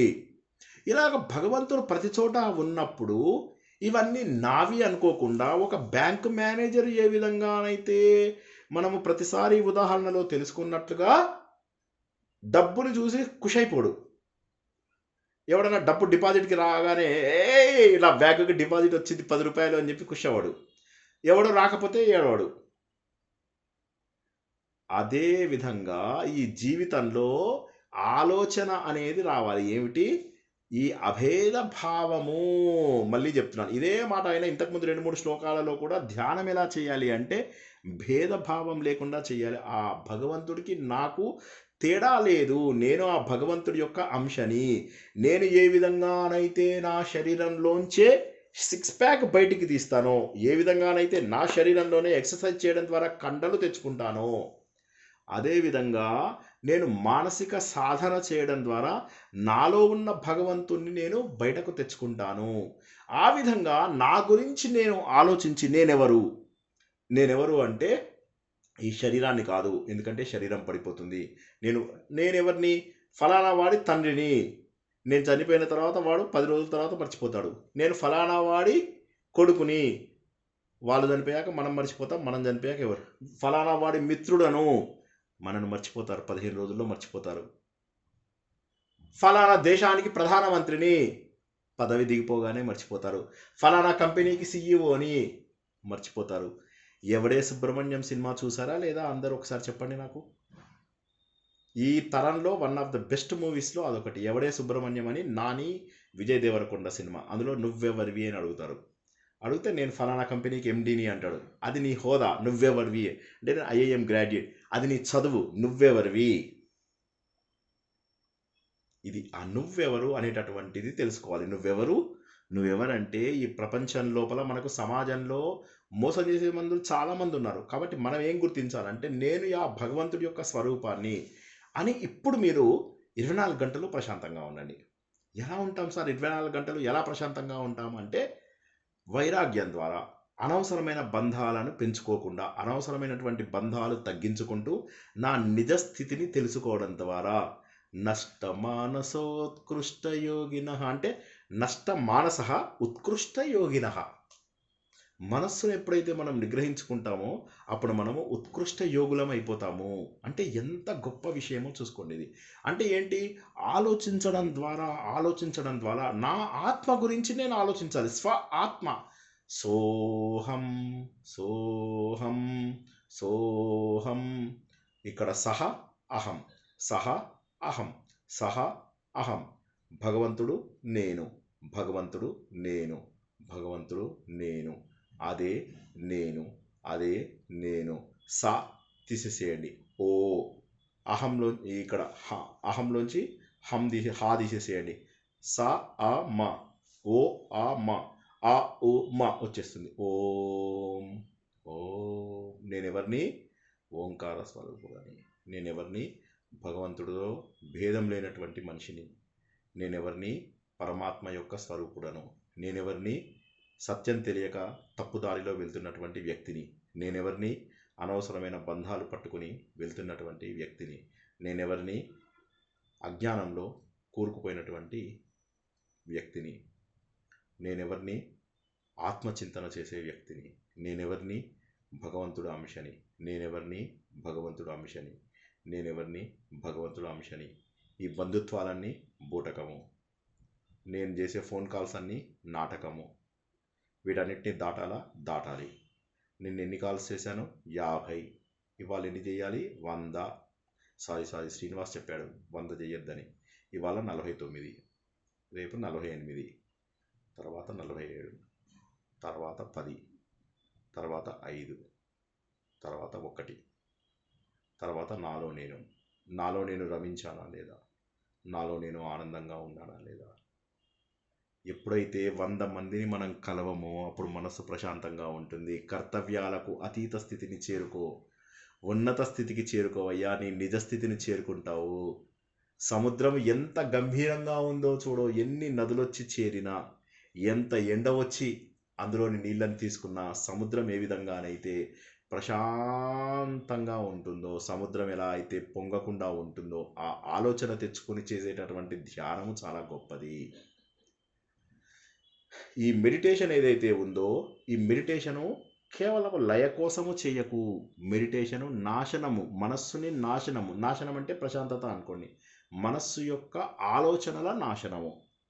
ఆలోచనలు 100 ఆలోచనలు ఎందుకు వస్తాయి? 100 మందిని కలిస్తే. 100 మందిని కలవకుండా 10 మందిని కలిస్తే 10 ఆలోచనలే వస్తాయి. ఒక్కరినే కలిస్తే ఒక్క ఆలోచనే వస్తుంది. నాలో నేను ఉంటే నేనెవరో తెలుస్తుంది. ఆత్మసుఖము వీడి నీ ఆట కొరకు పాత్ర పోషణ చేసి సూత్రధారి విశ్రమించదని పాదం ఆశ్రయించి పరమ కరుణాంతరంగా శ్రీ పాండురంగ. జై శ్రీకృష్ణ. అలా ప్రశ్నలు ఉంటే చెప్పండి. శ్రీకృష్ణ సార్. సార్ ఇప్పుడు మీరు చెప్పిండేది చాలా బాగుంది. లయము ఇదే అర్థమైంది.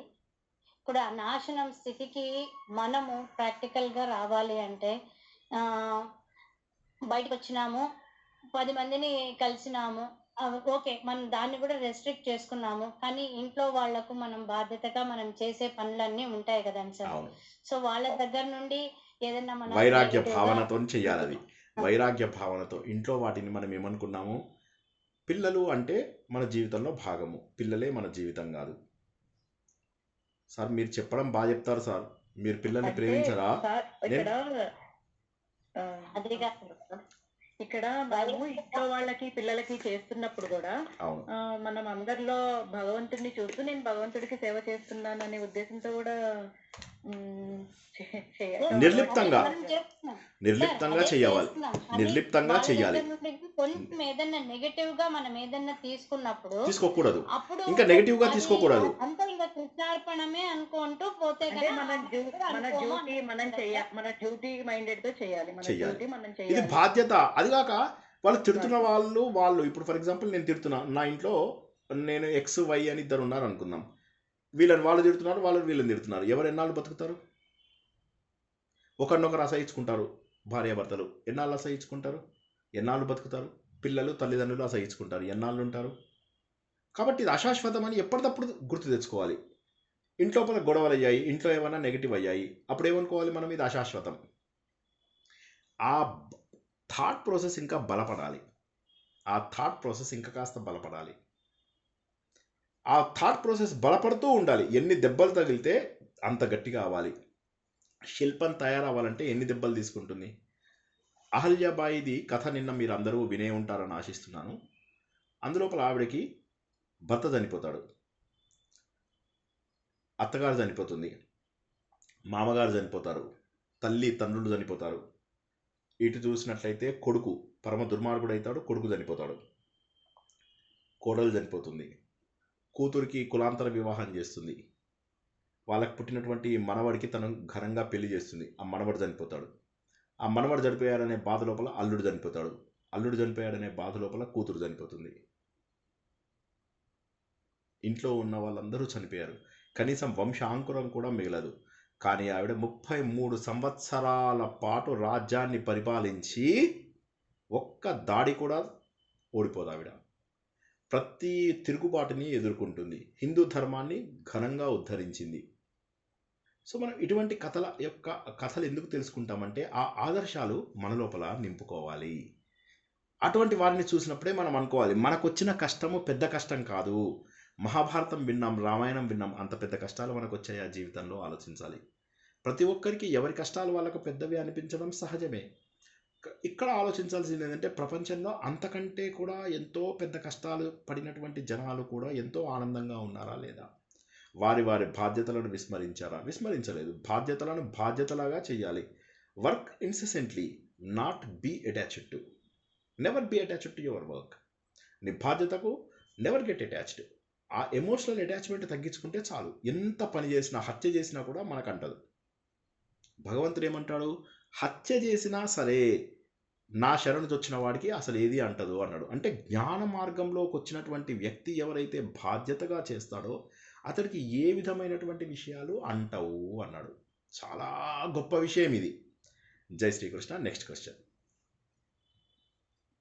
వాటర్ని ఎట్లయితే మనం ప్యూరిఫై చేసుకొని తాగుతామో ఆ విధంగా ఇక్కడ మనము ఇవన్నీ పట్టించుకోకుండా మన మనసును మనము ప్యూరిఫై చేసుకొని అట్లా పెట్టుకొని పోవాలా అన్నట్టు సమాజం పైన ద్వేషం సార్ రాకూడదు. ఇక్కడ సమాజం పైన ద్వేషం రాకుండా ఏమనుకోవాలి, సమాజంలో ఇవి సహజమే. మనము ప్రభు మేర అవగుణ చిత్నాకరలో ఏం తెలుసుకున్నాము, ఇవన్నీ ఎందుకు తెలుసుకుంటున్నాం, అసలు మనం ఇవన్నీ ఎందుకు ఒకే రకమైనవి తెలుసుకుంటున్నాం. మనం మీరేంటంటే ఒకదానికొకటి అన్వయించుకోవాలి. మనము ఆ జయశ్రీ పాడినటువంటి పాట ప్రభు మేరే అవగుణ చిత్నాధారో లోపల ఏం తెలుసుకున్నాము, ఒకవైపు మాంసాన్ని కొట్టేటటువంటి ఇనుము, ఇంకోవైపు భగవంతుడు శిల్పాన్ని చెక్కేటటువంటి ఇనుము, రెండు కూడా పరశువేది దగ్గరికి వస్తే సమానమైపోతాయి. ఆ సమబుద్ధి మనకు రావాలి అంటే we have to be neutral. కానీ ఆ న్యూట్రాలిటీ వచ్చే వరకు మనం సమాజంలో అనవసరమైన వస్తువులను తగ్గించుకుంటూ రావాలి. అనవసరమైన వస్తువులను తగ్గించుకోకపోతే అవసరమైన వస్తువులు దొరకవు. ఇంట్లోపల మీకు ఒక ఫైల్ వెతుకుతున్నారు, ఆ ఫైల్ మీద పిచ్చి కాగితాలు 1,00,000 పెట్టారు, ఫైల్ దొరకదు. కాబట్టి ఈ అనవసరమైన చెత్తను తీసేయండి. అవసరం లేని వ్యక్తులను మెల్లమెల్లగా జీవితం నుంచి తొలగించండి. అప్పుడు చూడండి ఎంత ప్రశాంతంగా ఉంటారో. నన్ను నమ్మండి. నేను నా సొంత అన్నయ్య కూతురు పెళ్ళికి వెళ్ళలేదు. నేను ఫంక్షన్స్ వెళ్ళడం దాదాపుగా మానేశాను. నా పిల్లలతోటి 3 నెలలకు ఒకసారి వాళ్ళు కాల్ చేస్తే నేను మాట్లాడతాను. అమ్మతో 5 నిమిషాలు తప్ప రోజుకు నేను ఇంకెవరితోటి కాల్స్లో మాట్లాడను. ఆధ్యాత్మిక విషయాలు మాట్లాడే వారితో తప్ప నేను ఎవరితోటి ఫోన్లో మాట్లాడను. ఆచరించి చెబుతున్నాను, నన్ను నమ్మండి. నాకు జనాలంటే ఒకప్పుడు నేను ఎక్స్ట్రావర్ట్ని, అటువంటి క్రమ పద్ధతిలో తగ్గించుకున్నాను. నన్ను నమ్మండి. జై శ్రీకృష్ణ. నెక్స్ట్ ప్రశ్న. జై శ్రీకృష్ణ స్వామి. స్వామి కాదండి, శ్రీనివాసన్ అండి. చెప్పండి సార్ నాది ఇది ఫస్ట్ క్లాస్ సార్ నేను చూసేది రోజు. మా ఫ్రెండ్ లింక్ పంపించడం ద్వారా చూశాను సార్. సార్ ఈ రోజుకి నేను తెలుసుకున్నది చాలా ఎక్కువనే అనుకుంటాను సార్. నా లైఫ్ కి నేను తెలుసుకున్నదని చెప్తాను సార్. ఏదైనా మిస్టేక్ ఉంటే కరెక్షన్ చేయండి సార్. చెప్పండి. మనం కర్మలు చేస్తూ కర్మల్ని భక్తితో ధ్యానంతో ఈ 2 ఆయుధాలని తీసుకుని చేస్తూ సత్యం అనే జ్ఞానాన్ని తెలుసుకోవడం మన last destination. At the same time కర్మలని ఇప్పుడు మీరు చెప్పారు కదా సార్, రిలేషన్స్ లో ఉంటూ మనం చేసే కర్మలకి అటాచబుల్ గా ఉంటూ ఎమోషన్స్ కి డిటాచబుల్ గా ఉండాలనేది నాకు అర్థమైంది సార్. ఎంతవరకు కరెక్ట్ సార్? అంతే. జనాలతోటి ఉంటూ కొద్దిగా కష్టము. కాబట్టి అనవసరమైనటువంటి మనకు టాప్ ప్రయారిటీలో లేనటువంటి జనాలందరినీ తీసేసేయాలి. తల్లి, మనకు సొంత తల్లి, సొంత పిల్లలు, ఇంతవరకు బంధం పెట్టుకుంటే చాలు. మిగతా అందరినీ తీసేసేయచ్చు. ఒక్కొక్కరిని ఎలిమినేట్ చెయ్యగలిగే ప్రతి ఒక్కరిని ఎలిమినేట్ చెయ్యండి. ఎందుకంటే 20 ఏళ్ళప్పుడు మనం మొదలెట్టుంటే ఇప్పటికి మనకు సాధన సరిపోయేది. ఇప్పటికి ఇట్స్ టూ లేట్. ఇప్పుడు నిజంగా పరిణతి వచ్చినటువంటి వ్యక్తి 1,00,000 మందిలో ఉన్నా కూడా అతనేమి ఇంపాక్ట్ కాడు. కానీ మన విషయం అది కాదు. మనం ఏమవుతుంటే సమాజంలోకి వెళ్ళగానే 2 అడుగులు ముందుకేసిన వాళ్ళం 10 అడుగులు వెనక్కేస్తాం. తగ్గించుకుంటూ ఉండాలి. మీ అండర్స్టాండింగ్ కరెక్ట్. జై శ్రీకృష్ణ. మిగతావి కూడా వినండి, మీకు ఇంకా పూర్తి స్థాయి అవగాహన వస్తుంది. సరే సార్. నేను ఈ మ్యాప్ పట్టుకుని 3 months అవుతుంది సార్. నేను అరుణాచల యాత్రకి వెళ్ళి వచ్చిన తర్వాత నుంచి నా థాట్ ప్రాసెస్ మార్చుకున్నాను. వండర్ఫుల్.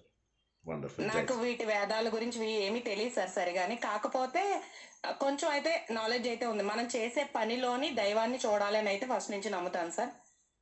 Very good. కాకపోతే జడ్జిమెంట్స్ ఉంటాయి సార్. ఎప్పుడైనా ఇది చేయడం తప్ప ఎవరైనా అనడం వల్ల దాన్ని ఈ 3 నెలల్లో నేను నేర్చుకున్నది ఏంటంటే, నీ వరకు నీ మనస్సాక్షికి నువ్వు ఎవరికీ ఆన్సర్ చెప్పక్కర్లేదు. పరమాత్మకి, నీలోనే పరమాత్మ ఉన్నాడు కాబట్టి నీ మనస్సాక్షికి కరెక్ట్ అనిపిస్తే అది తప్పు కాకుండా చెయ్యి.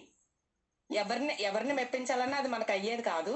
పరమాత్మ గురించి తెలుసుకోవాలి అంటే మీరు చెప్పింది కరెక్ట్ సార్. అది ధ్యానం అంటే కూర్చుంటే అది కొద్దిసేపే అది, కానీ ఆలోచనల ప్రవాహం వస్తూనే ఉంటుంది. దాన్ని ఫిల్టర్ చేసుకుని చెడు ఆలోచన అయితే దాన్ని సన్మార్గం వైపు మార్చుకుంటూ దాన్ని జ్ఞానం వైపుగా మళ్ళించాలని చెప్పారు సార్. చాలా బాగుంది సార్. జై శ్రీకృష్ణ. ధన్యవాదాలు సార్. జై శ్రీకృష్ణ. నెక్స్ట్. అర్థమైందా? మిగతా వాళ్ళందరూ డీప్ స్లీప్లోకి వెళ్ళిపోయారా? Wake up wake up, get up get up. ఉలిక్కి సార్ ఎలా పడుకుంటాను సార్? అలా ఏం అలా ఉండదు సార్, పడుకునేలా ఉండదు సార్. అదే అన్నా కదా, ఎవరో ఒకళ్ళు మాట్లాడాలి కదా, మాట్లాడండి, ప్రశ్నలు అడగండి, కానీ కామ్గా ఉంటే ఇలాగా చెప్పే కదా, అవసరమైతే క్షమించు, లేకపోతే శిక్షించు, కానీ మేమున్నామని గుర్తించు అని చెప్పారు కదా ఎవరు. అలాగా సార్ నేను ఒక చిన్న రిక్వెస్ట్ సార్, అందరూ ఏమన్నా అనుకుంటారేమో, మీరు కూడా ఏమి అనుకోవద్దంటే అయ్యో చెప్పండి, అయ్యో ఏం పర్వాలేదు చెప్పండి. మీరు యాక్చువల్ గా ఈ ప్రవచనే ఎక్కువ చెప్పండి సార్. ఈ ప్రశ్నలు దీని వలన పెద్ద కొంచెం పెట్టుకునే టైము ప్రవచనం ఎక్కువ చెప్పండి సార్, బాగుంటుంది. ప్రశ్నలకు ఓన్లీ 10-15 మినిట్స్ ఇవ్వండి సార్. ఇవాళ ఒక విషయం ఇక్కడ మనము గుర్తుంచుకోవాల్సింది ఏంటంటే, మనకు 2-వే కమ్యూనికేషను మీరు తెలుసుకుని ఉంటారు చాలాసార్లు. 2-వే కమ్యూనికేషన్ ఉండని ప్రవచనాలే ఎక్కువ.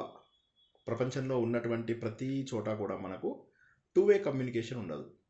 ఒక వైపు నుంచే చెప్పేసి వెళ్ళిపోతుంటారు. అందులో సగం అర్థమవుతుంది, సగం అర్థం కాదు.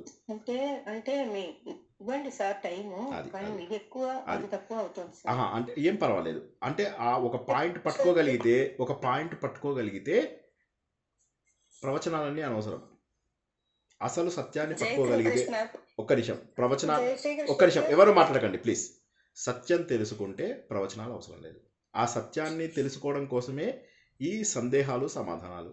కాబట్టి ప్రవచనం కంటే సందేహాలు సమాధానాలకు ఎక్కువ విలువ ఇస్తాను నేను. ఎందుకంటే ప్రపంచంలో ఎక్కడా కూడా మనం చూసినట్లయితే ఏ ప్రవచనకర్త కూడా సమాధానాలకు సందేహాలకు విలువనివ్వడు. ఇక్కడ ఏంటంటే ఎన్ని రోజులుగాను, ఎన్ని వందల దినాలుగాను, ఎన్ని వేల దినాలుగాను జనాల లోపల అజ్ఞానము కరడుగట్టుకుపోయి ఉంది. ప్రవచనకర్తల ప్రవచనాల ద్వారా కావచ్చు, చిన్నప్పటి నుంచి మనం పెరిగినటువంటి సమాజ పరిస్థితుల ద్వారా కావచ్చు, కరడు కట్టిపోయినటువంటి ప్రశ్నలు, తీరనటువంటి ప్రశ్నలు, వీటన్నిటికీ ఎవరో ఒకరు జవాబు చెప్పి తీరవలసిందే. అందరూ వస్తారా? రారు. లక్షలాది మందిలో ఏ కొద్ది మందికో ఇంట్రెస్ట్ వస్తుంది. ఎందుకంటే పారాయణాన్ని వదిలి ఎవరన్నా వస్తారా చెప్పండి? ఎంతసేపు ఈ పారాయణాన్ని బుర్ర పెట్టకుండా చేసే ప్రతి పని చేస్తారు. పిచ్చి పారాయణాలు, పిచ్చి వేషాలు, డ్యాన్సులు, కర్రలు కొట్టడాలు, అటు ఇటు ఎగరడాలు, డబ్బుని ప్రదర్శించడాలు, నగల్ని ప్రదర్శించడాలు, దేవుణ్ణి గొప్పకు వాడుకోవడాలు, హంగు, ఆర్భాటము, వీటన్నింటిలో ఈ మార్గంలోకి ఎవరు వస్తారు చెప్పండి? చాలా తక్కువ మంది. ఆ వచ్చిన చాలా తక్కువ మందిలో ఉన్నటువంటి ప్రశ్నలు ముందు క్లియర్ కావాలి. ఇప్పుడు ఈ మార్గంలో ఎవరు రారు. ఆనెస్ట్లీ చెప్తున్నా, నేను ప్రవచనాలు మొదలెట్టినప్పుడు 5-10 మంది కోసమే మొదలెట్టాను. కానీ ఇంకా ప్రతి ప్రవచనానికి సుమారుగా 100 మంది అటెండ్ అవుతున్నారు అంటే దానికి కారణం ఏంటి? జనాల లోపల ఎక్కడో ఎదగాలి అనే కోరిక ఉంది. చాలామందికి ఆ కోరిక కూడా ఉండదు. ఎందుకోసం అంటే ఇదంతా ఎందుకు, దేవుడికి దండం పెట్టుకుందాం, కోరుకుందాం, దేవుడు నన్ను కాపాడతాడు, కథం. ఇది తప్ప నేను ఎదగాలి అనేటటువంటి ఆలోచన లేకుండా ఉండడం. దానివల్ల ఏమవుతుందంటే మనకు ఆ సందేహాలకు ఎక్కువ సమయాన్ని కేటాయించడం జరుగుతుంది. అయితే ఇప్పుడు మీరు చూసినట్లయితే గత సంవత్సరానికి ఇప్పటికీ ఒక గొప్ప తేడా అని మీరు గుర్తించినట్లయితే, గత సంవత్సరం అన్నీ కూడా 2 గంటలు, 3 గంటలు, 3 గంటల 40 నిమిషాలు కూడా ఒకసారి ప్రవచనం చెప్పుకున్నాం మనం. ఇప్పుడు ఈ 15 రోజులుగా మనము కొత్త సిస్టమ్ ఏదైతే పెట్టామో, ఈ కొత్త సిస్టంలో 1.5 గంటకు ఏది దాటలేదు, 1.5 గంట కూడా ఏది రాలేదు, 1:20 నిమిషాలు మ్యాక్సిమం. సో కొద్దిగా తగ్గిస్తున్నాం. మీరు చెప్పిన ఇన్పుట్ తీసుకున్నాము కొంతవరకు అది. కానీ సందేహ సమాధానాలు నేను అనుకోవడం కొంత ముఖ్యం అవి. ఎందుకంటే ఈ మార్గంలోకి ఎవ్వరు రారు. మీరు గుర్తుంచుకోండి, ఈ ప్రవచనాలు అర్థం చేసుకుందామనే మార్గంలోకి ఎవ్వరూ రారు. రామాయణం వింటారు, ఆ రామాయణంలో కూడా కథలే వింటారు. వాళ్ళు ఏం వింటారు? రాముడు సీతని అవే వింటారు వాళ్ళు.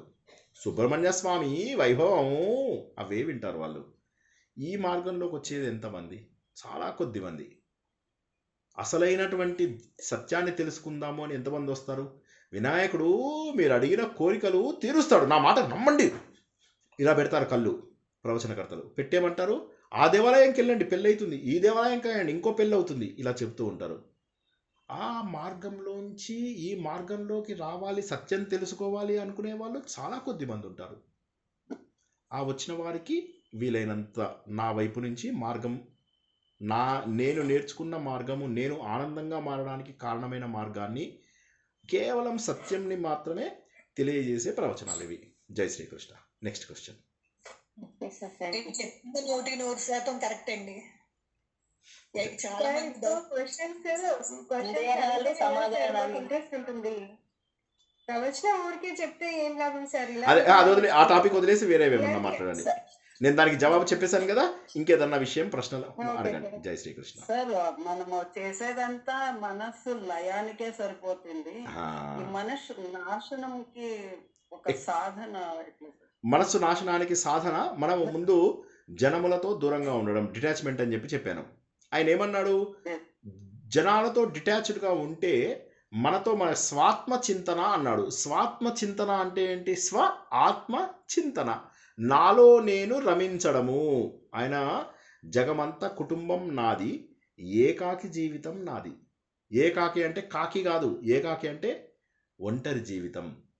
అంటే ఒంటరిగా అంటే బాధపడుతూ నాకెవరు, అది ఆ జీవితం కాదు. ఆనందంగా నేను ఒక్కడిని ఉన్నా కూడా నేను పరమాత్మతో ఉన్నాను అని ఆనందంగా ఉండడం ఏకాకి జీవితం. ఏకాంత ప్రదేశంలో మనం ప్రశాంతంగా ఉండాలి అని చెప్పి శ్రీకృష్ణ భగవానుడు చెప్పాడు మనకు. ఎన్నిసార్లు చెప్పాడు? 1 సారి, 2 సార్లు, 3 సార్లు, 5 సార్లు, 10 సార్లు, ఎన్నిసార్లు చెప్పాడు భగవద్గీతలో? ఏకాకి జీవితం, ఏకాంత ప్రదేశం, ఏకాకి జీవితం, ఏకాంత ప్రదేశం చెప్పాడు. వివిక్త దేశ సేవిత్వం అని చెప్పాడు. సంఘ వివర్జిత అని చెప్పాడు. ఎన్నిసార్లు చెబితే ఒకే సత్యం మనకు బోధపడుతుంది. కాబట్టి మొట్టమొదటి సాధన, సమాజానికి అనవసరంగా దూరంగా ఉంటే మానసికంగా దృఢంగా అవుతాం. ఎప్పుడైతే మానసికంగా దృఢంగా ఉంటామో శరీరం గట్టిగా ఉంటుంది. ఏమన్నాడు భగవంతుడు? అటువంటి వారిని నేను జన్మ మృత్యు జరా వ్యాధి మరణం కాదు, జరా వ్యాధి నుంచి నేను ఎందుకంటే జననం మరణం మన చేతిలో లేదు, జరా వ్యాధి మరణం చేతిలో ఉంది. జరా అంటే ఏంటి? ముసలితనం. వ్యాధి అంటే రోగాలు. ఈ రెండింటి నుంచి నేను కాపాడతాను అన్నాడు. కాబట్టి అలా ఉన్న వాళ్ళు పిల్లలపైన డిపెండ్ అవ్వాల్సిన అవసరం లేదు, జనాలపైన డిపెండ్ అవ్వాల్సిన అవసరం లేదు, దేవుడు చూసుకుంటాడు. మానసికంగా దృఢంగా ఉన్నటువంటి వారికి సైకోసోమాటిక్ అంటే మనస్సులోంచి శరీరం మీదకి వచ్చేటటువంటి రోగాలు రావు అనే విషయాన్ని గుర్తుంచుకోండి. జై శ్రీకృష్ణ. కాబట్టి దృఢపడించుకునేది ఎట్లా సార్? ట్రై చేస్తాము, అంతే అంతే. ట్రై చేయడమే, ప్రయత్నం చేయడమే, ఆలోచన ఎక్కువ చేసుకోవాలి, ఆలోచన ఎక్కువ చేయడమే. ఇప్పుడు ఆయన చెప్తున్నదల్లా కూడా ఏంటి? ఆలోచన. ఇప్పుడు మీరు చూడండి, ఒక వ్యక్తి వెయిట్ లాస్ కావాలంటే ఎన్ని నెలలు కష్టపడాలి నాకు చెప్పండి. కష్టపడ్డ తర్వాత కొద్దిగా వెయిట్ తగ్గాడు, వెయిట్ తగ్గిన తర్వాత అది నిలుపుకోవడానికి ఎన్ని రోజులు కష్టపడాలి? అదేవిధంగా ఏ విధంగానైతే మనం వెయిట్ తగ్గడానికి కష్టపడతామో, వెయిట్ తగ్గిన తర్వాత దాన్ని నిలుపుకోవడానికి కష్టపడతామో, మనస్సు నిలుపుకోవడానికి అన్ని రోజులు కష్టపడకుండా మధ్యలోనే ఆపేస్తే ఎట్లా? లేదు సార్, నేను 40 ఏళ్ళుగా ఫలానా బ్రహ్మకుమారి మోసం చేస్తాను, వెళ్ళకండి. లేదు సార్, నేను పిరమిడ్లలో గొట్టాలలో కూర్చోకండి. మరి ఏం చేయాలి సార్? భగవంతుడు చెప్పినటువంటిది ఆ ముక్కు మూసుకునే 10 నిమిషాలు కాదు, అది ఒక పద్ధతి అలవాటు చేసుకుంటూ ఆ సమయాన్ని పెంచుకుంటూ ఉండాలి. భగవంతుడు ఏమన్నాడు? నెమ్మదిగా సమయాన్ని పెంచుకుంటూ ఉండాలి అన్నాడు. అప్పుడు ఏమవుతుందంటే దినం మొత్తము మనం ధ్యానంలో గడపగలుగుతాము. గడపడానికి ఇంకొక ముఖ్య కారకం ఏంటి అంటే మనము ప్రశాంతంగా మారడము. ప్రశాంతంగా ఎలా మారుతాము?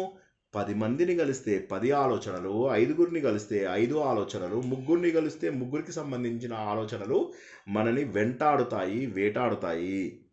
కాబట్టి మనం ఏం చేయాలంటే తక్కువ మందిని కలిసి ప్రశాంతంగా నా గురించి నేను ఆలోచించాలి. నేనెవరిని, నా పిల్లలేమిటి, నా తల్లేమిటి, ఎవరు శాశ్వతము, ఎందుకున్నది జీవితము, సముద్రంలో బుడగలాంటిదే కదా నా జీవితము, నేను సాధించాలి. భగవంతుడిలో ఉన్నటువంటి ఆనందం ఏదైతే సచ్చిదానందం, అది నేను ఇలా ఆలోచించాలి. ఆలోచించకుండా మనకు బ్రెయిన్ ఇచ్చాడు. నేను పశువుని సార్, నాకు లేదు, అది వేరే సంగతి. ఇప్పుడు ఈ పారాయణాలు వీళ్ళందరూ చేస్తారు, అవి ఎందుకు చేస్తారు? అన్ని వేల మంది, అన్ని లక్షల మంది ఎందుకు చేస్తారు? అవి ఆలోచించేది లేదు. చీరలు కట్టుకోవడము, ఎంత చదివితే అంత. మంచిగా ధోతీలు కట్టుకోవడము, ఎంత చదివితే అంత. ఇవి 1,00,000 శ్లోకాలు చదవండి అయిపోయింది 1,00,000 సార్లు. ఏదైనా మంత్రం ఇవ్వండి సార్ దాన్ని 1,00,000 సార్లు చేస్తాము అంటే, లేదు లేదు ఈ మంత్రాన్ని 10 లక్షలు చేయాలి. సరే సార్ అని చేస్తారు వాడు. 10 లక్షలు చేసినా కూడా కోరిక తీరదు. సరే ఏం చేయాలి అంటే ఇంకో 10 లక్షలు చేయమంటాడు. ఇప్పుడు మీకు ఒకసారి ఇక్కడ బుద్ధితో ఆలోచించరా? 10 లక్షలు చేసినా కూడా తీరనిది ఇంకో 10 లక్షలు చేస్తే అవుతుందా? Repetitions doesn't make you stronger. Your thought process. Om నారాయణాయ అంటే దేవుడు అక్కడ కనిపించాలి. ఓం నారాయణాయ దేవుడు అక్కడ కనిపించాలి మీకు ఇచ్చిన మంత్రాన్ని బట్టి. అదే ఇప్పుడు మీకు గాయత్రి మంత్రం ఇస్తే సూర్యుడు కనిపిస్తూ ఉండాలి అక్కడ. మన లోపల చైతన్యం వస్తూ మన లోపల అజ్ఞానం పోతున్నట్టుగా మనకు భావన కలగాలి. భావన లేనటువంటి పూజలు, వ్రతాలు, పద్ధతులు అన్నీ వృధా. నోరు మాట్లాడుతుంటే నొసరి వెక్కిరిస్తుంది అని చెప్పేసి అంటారు కదా, అలాగా మనం చేసేటటువంటి పద్ధతి ఎలా ఉండాలి అంటే మార్పు మన లోపల వచ్చిందా లేదా మనకు తెలుస్తుంది. 40 ఏళ్ళు పూజలు చేసినా నాలో మార్పు రాలేదు అంటే there is something wrong with the way you did it.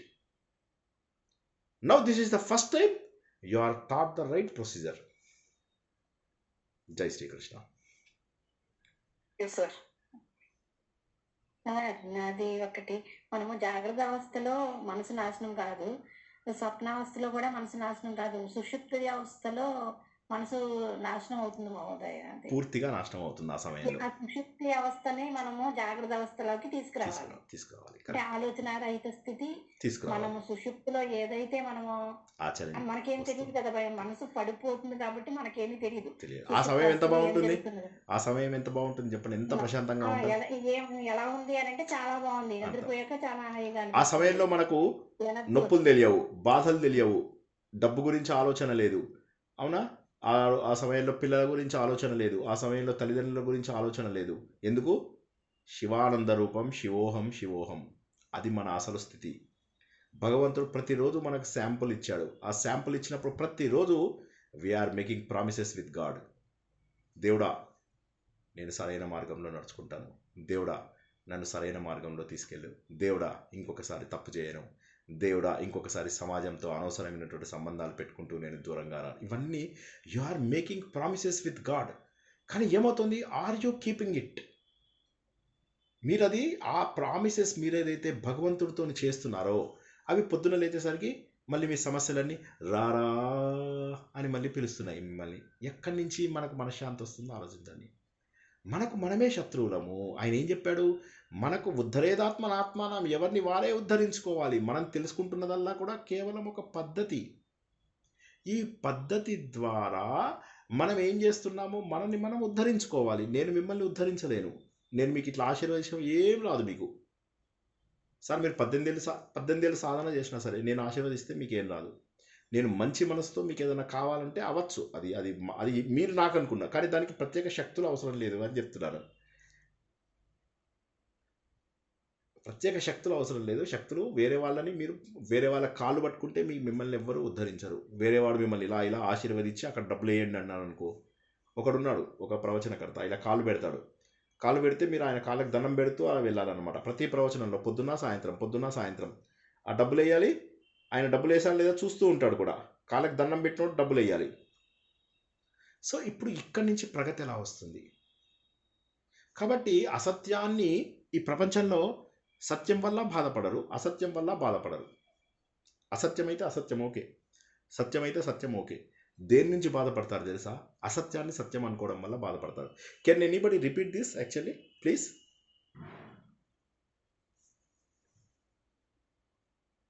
సత్యం వల్ల ఎవరు బాధపడరు, అసత్యం వల్ల ఎవరు బాధపడరు.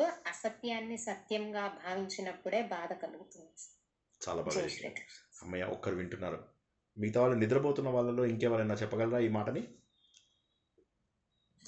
జై శ్రీకృష్ణ. అంటే మీరు నిద్రపోతున్నారా? నిద్రపోతున్న వాళ్ళలో ఎవరైనా చెప్పండి అన్నారు. అంటే మీరు చెప్తున్నారు అంటే సరే నిద్రపోతున్నారు చెప్పండి. లేదు సార్, జోక్.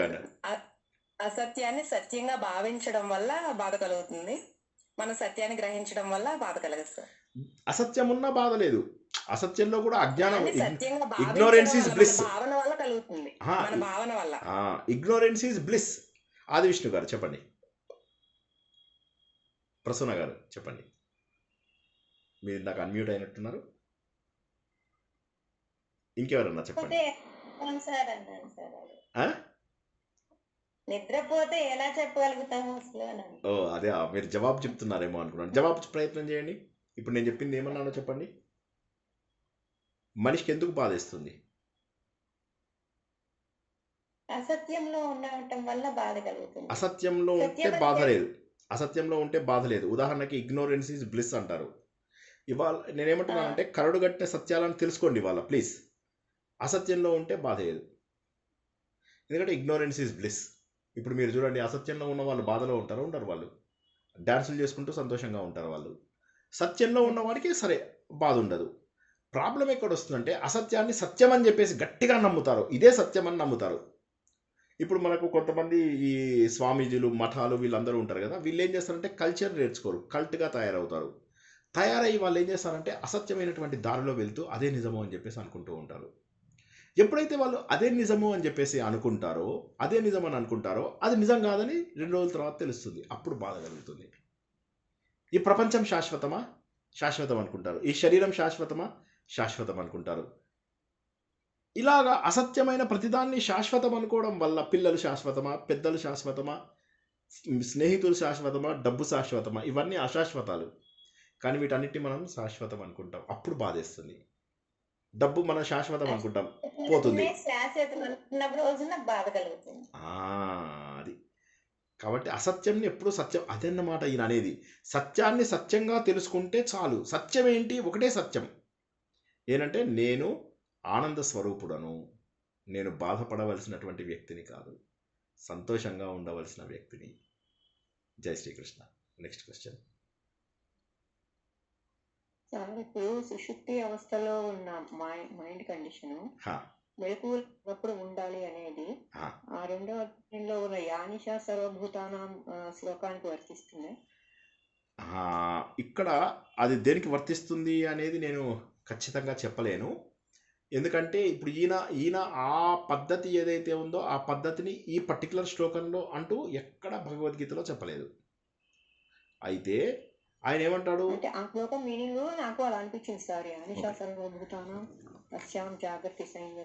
అది వేరు, అది సత్యం తెలుసుకోవడం గురించి. దానికి ఆయన చెప్పింది ఏంటంటే అందరూ పడుకున్నప్పుడు ఈయన మెలకుగా ఉంటాడు, ఈయన మెలకుగా ఉన్నప్పుడు అందరూ పడుకున్నారంటే ఆయన సత్యం తెలుసుకున్నప్పుడు అందరూ అసత్యంలో ఉంటారు, అందరూ అజ్ఞానంలో ఉన్నప్పుడు ఈయన జ్ఞానంలో ఉంటాడు అనే మీనింగ్ గురించే కానీ సుషుప్తావస్థ గురించి కాదు. అక్కడ యోగి పడుకుంటాడు అంటే యోగి పడుకుంటాడు అని కాదు, ఆయన ప్రశాంతంగా ఉంటాడు. అందరూ యాక్టివ్గా ఉన్నారు అంటే డే టైం అన్ని రజస్సు గుణాలలో ఉన్నప్పుడు ఈయన సాత్విక గుణంలో ఏ పని చేయనటువంటి స్థితిలో ఉంటాడు. అందరూ తమస్సులో నిద్రపోతున్నప్పుడు ఈయన ఏ స్టేజ్లో ఉంటాడు? అందరూ తమస్సులో ఉన్నారు, ఈయన ఏ స్టేజ్లో ఉంటారు? ఆత్మ గురించి శోధిస్తూ యాక్టివ్గా ఉన్నాడు. అందరూ తమస్సులో పడుకున్నప్పుడు ఈయన యాక్టివ్గా ఉన్నాడు. అందరూ మళ్ళీ చూడండి జాగ్రత్తగా, అందరూ తమస్సులో పడుకున్నారు, మంచి పడుకోవడం కాదు, అది తమస్సులో పడుకున్నారు. అప్పుడు ఈయన ఆలోచనలలో యాక్టివ్గా ఉన్నాడు. అందరూ యాక్టివ్గా పొద్దున లేచి ఆఫీసులోకి వెళ్ళడము, వీడిని తోయడము, వాడిని తోయడము, ఇలాంటి పనులలో ఉన్నాడు. కానీ ఆయన ప్రశాంత చిత్తంలో ఏది ఆలోచించకుండా అందరిలో ఉన్నా కూడా ఏ విషయానికి కూడా బాధపడకుండా, ఏ విషయానికి కూడా చలించకుండా అలా ప్రశాంతంగా ఉన్నాడు అని. మనం ఏంటంటే అందరూ పడుకున్న స్థితిలో ఆయన మెలకువలో పగలు అని, అక్కడ పగలు రాత్రి అనే డెఫినేషన్ అసలు తీసుకోకండి. ఎందుకంటే ఇప్పుడు మనం ఏమని తెలుసుకుంటాం, అందరూ పడుకున్నప్పుడు ఆయన మెలకుగా ఉన్నాడు, ఆయన మెలకుగా ఉన్నప్పుడు అందరూ పడుకున్న, అది వేరు, అది డైరెక్ట్ మీనింగు. తత్వము మీనింగ్ ఏంటంటే అక్కడ అందరూ తమస్సులో ఉన్నప్పుడు ఆయన ఆలోచనల ప్రవాహంలో, ఆనంద ప్రవాహంలో ఉంటాడు అని. అందరూ హడావిడిగా ఉన్నటువంటి సమయాలలో ఆయన హడావిడిగా ఉంటాడు, నిశ్చలంగా ఉంటాడు. అంటే day and night he is in the same state. అందులోపల ఆనంద స్థితిలోనే ఉంటాడు ఆయన. ఆయనకేంటంటే ఈ రజస్సు అనేది ఆయనని ఇంపాక్ట్ చేయదు, ఆయన ఎప్పుడు జ్ఞానంలోనే ఉంటాడు అని మీనింగు. ఇక్కడ ఎరుకలో ఉన్న వ్యక్తే అలా ఉంటాడు అనేది కరెక్టు. కానీ సుషుప్తి అవస్థలో ఉన్నటువంటి స్టేజ్లోనే ఆయన ఉంటాడా? ఖచ్చితంగా ఉండాల్సిందే. కానీ అదే సుషుప్తి అని చెప్పి భగవంతుడు చెప్పాడా? చెప్పలేదు అని చెప్తున్నాను నేను. ఆయన ఉన్నటువంటి అవస్థ దానికి లింక్. మీరు అన్న పాయింట్ అది 100% నేను ఒప్పుకుంటా. కానీ భగవంతుడు దాన్ని అలా అని చెప్పి చెప్పలేదు అంటున్నాను. మీరు అన్న పాయింట్ కరెక్ట్, మీరు అన్నది 100కి 1000% కరెక్ట్. సుషుప్తావస్థలో ఉన్నటువంటి సుఖాన్ని ఆయన 24 గంటలు ఎంజాయ్ చేస్తాడు. బికాజ్ ఆయన ఉన్నటువంటి అవస్థ నిర్మల అవస్థ. అది. జై శ్రీకృష్ణ. మంచి ప్రశ్న అడిగారు, చాలా డీప్. ఇది అంటే అది మీరు ఆలోచించడమే అది గ్రేట్. నేనే ఒక్క క్షణం ముందు అర్థం చేసుకోలేకపోయా. Yes, good question. Next. Thank you sir. అమృతవేళ కూడా అందుకనే సాధకులందరికీ కూడా డైరెక్ట్ కనెక్టింగ్ దొరుకుతుంది కాబట్టి అప్పుడు సాధన అనేది బాగా జరుగుతుంది కాబట్టి అది మిస్ చేసుకోకూడదు అని కూడా చెప్తూ ఉంటాను. బ్రహ్మ ముహూర్తం గురించి అంటారా మీరు? బ్రహ్మ ముహూర్తము అనేది స్పెసిఫిక్గా కరెక్టే, మన శాస్త్రాలలో అది ఉన్నమాట నిజమే. అయితే ఒకటేంటంటే మీరు ప్రశాంతంగా ఉన్న ప్రతి సమయము బ్రహ్మ ముహూర్తమే. అంటే ఏమవుతుందంటే మనం పొద్దున లేచినప్పుడు ఆలోచనలు మనకు తక్కువ ఉంటాయి. రోజంతా అయినప్పుడు ఇప్పుడు రాత్రిపూట 100 ఆలోచనలు ఉంటాయి. ఇవాళ ఆఫీస్లో ఏం జరిగింది, ఇవాళ స్కూల్లో ఏం జరిగింది, ఇంట్లో ఏం జరిగింది, పిల్లలతో ఏం జరిగింది, బయట వాళ్ళతో ఏం జరిగింది, అపార్ట్మెంట్లో ఏం జరిగింది. రాత్రి అయ్యేసరికి 100 ఆలోచనలు ఉంటాయి. పొద్దున్న ధ్యానం చేయడానికి ప్రశాంత పరిస్థితి ఉంటుంది అని చెప్తారు. అంతేగాని బ్రహ్మముహూర్తమే కావాలి అంటే మనకు ఆ బ్రహ్మముహూర్తం నిశ్చయించడానికి దిస్ ఈజ్ ద రీజన్ అంతే. బట్ తప్పేం లేదు, మీరు ఆ టైంలోనే చేసుకోండి, తప్పకుండా మంచిది. అది నేను 2:30, 3:30కి చేస్తాను. సారీ, ప్రవచనాలతో మీ వాయిస్ కట్ అయింది. మీ ప్రవచనంతో అన్ని క్లియర్ అయిపోతున్నాయి సార్. జై శ్రీకృష్ణ.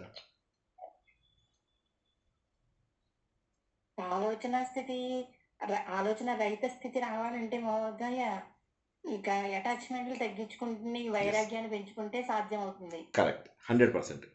ఇంకా అభ్యాసం రెండు కదా, అభ్యాసము వైరాగ్యము రెండు. సాధన ముఖ్యం. మీకు ఒక్కసారి చిన్న మాట చెప్తాను. 3 మార్గాలు పతంజలి యోగ శాస్త్రంలో చెప్పాడు. అష్టాంగ నియమాలు, తర్వాత ఇక్కడేమో అష్టాంగ నియమాల కంటే ఇంకొక ఇదేంటంటే భగవంతుడు అదేమంటారు మన దీంట్లోపల, ఈశ్వర ప్రణిధానము, స్వాధ్యాయం కాదు, రెండో మెట్టు కాదు,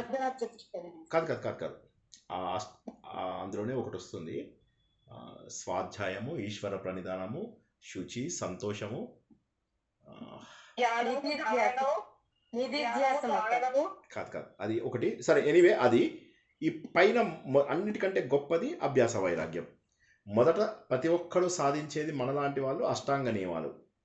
అష్టాంగ నియమాల తర్వాత ఈ స్వాధ్యాయము, ఈశ్వర ప్రణిధానానికి సంబంధించింది ఒకటి వస్తుంది. అదేంటో నేను మర్చిపోయాను ఇప్పుడు. అన్నిటికంటే ఉత్తమమైనది అభ్యాస వైరాగ్యం. అభ్యాసము, వైరాగ్యము. అభ్యాసం అంటే ప్రాక్టీసింగ్, వైరాగ్యము అంటే డిటాచ్మెంట్. ప్రాక్టీస్ ఎప్పుడు మానద్దు. అలాగే వైరాగ్యం అనేది ఏదైతుందో అది క్రమ పద్ధతిలో పెంచుకోవాలి. ఇవన్నీ దేవుడు చెప్పిన మాటలే, నా పైత్యం ఏమీ లేదు. దేవుడు చెప్పిన మాటలు కూడా మేము వినము. నేను ఇందాక కూడా చెప్పాను, ఈ మార్గంలోకి వచ్చే వాళ్ళు చాలా తక్కువ మంది ఉంటారు. ఇప్పుడు అదే ఏదో పారాయణం చెప్తాను అంటే 1000 మంది ఎన్రోల్ అవుతారు. అందరూ కూర్చొని హడావిడి చేస్తూ పారాయణాలు ఇవి కాదు మనకి ఇక్కడ. భగవద్గీత పారాయణం ఎందుకు గొప్పది, విష్ణు సహస్రనామం ఎందుకు గొప్పది, లలిత సహస్రనామం, ఈ 3 మనకు. ఈ భగవద్గీతలో కూడా అన్నీ మళ్ళీ పారాయణం చేయాల్సిన అవసరం లేదు. 12, 15 మాత్రమే పారాయణానికి అర్హత ఉన్నది. మిగతావి చేయకూడదని ఏం లేదు, చేసుకోవచ్చు టైంని బట్టి. There is no end. అది ఏం చెప్పేది. జై శ్రీకృష్ణ. లాస్ట్ క్వశ్చన్, మనకు 10:30 దాటిపోయింది కదా. జై శ్రీకృష్ణ సార్. జై శ్రీకృష్ణ. ఆలోచన రహిత స్థితిలో ఉండాలా, వచ్చే ఆలోచనలు ఫిల్టర్ చేసుకుంటా సన్మార్గం వైపు, సత్యం వైపు సాధన చేయాలా? కరెక్ట్. అది అంటే సత్యం వైపు సాధన ఎప్పుడు వీలవుతుందంటే ప్రశాంతమైనటువంటి యోగ చిత్తవృత్తి నిరోధ.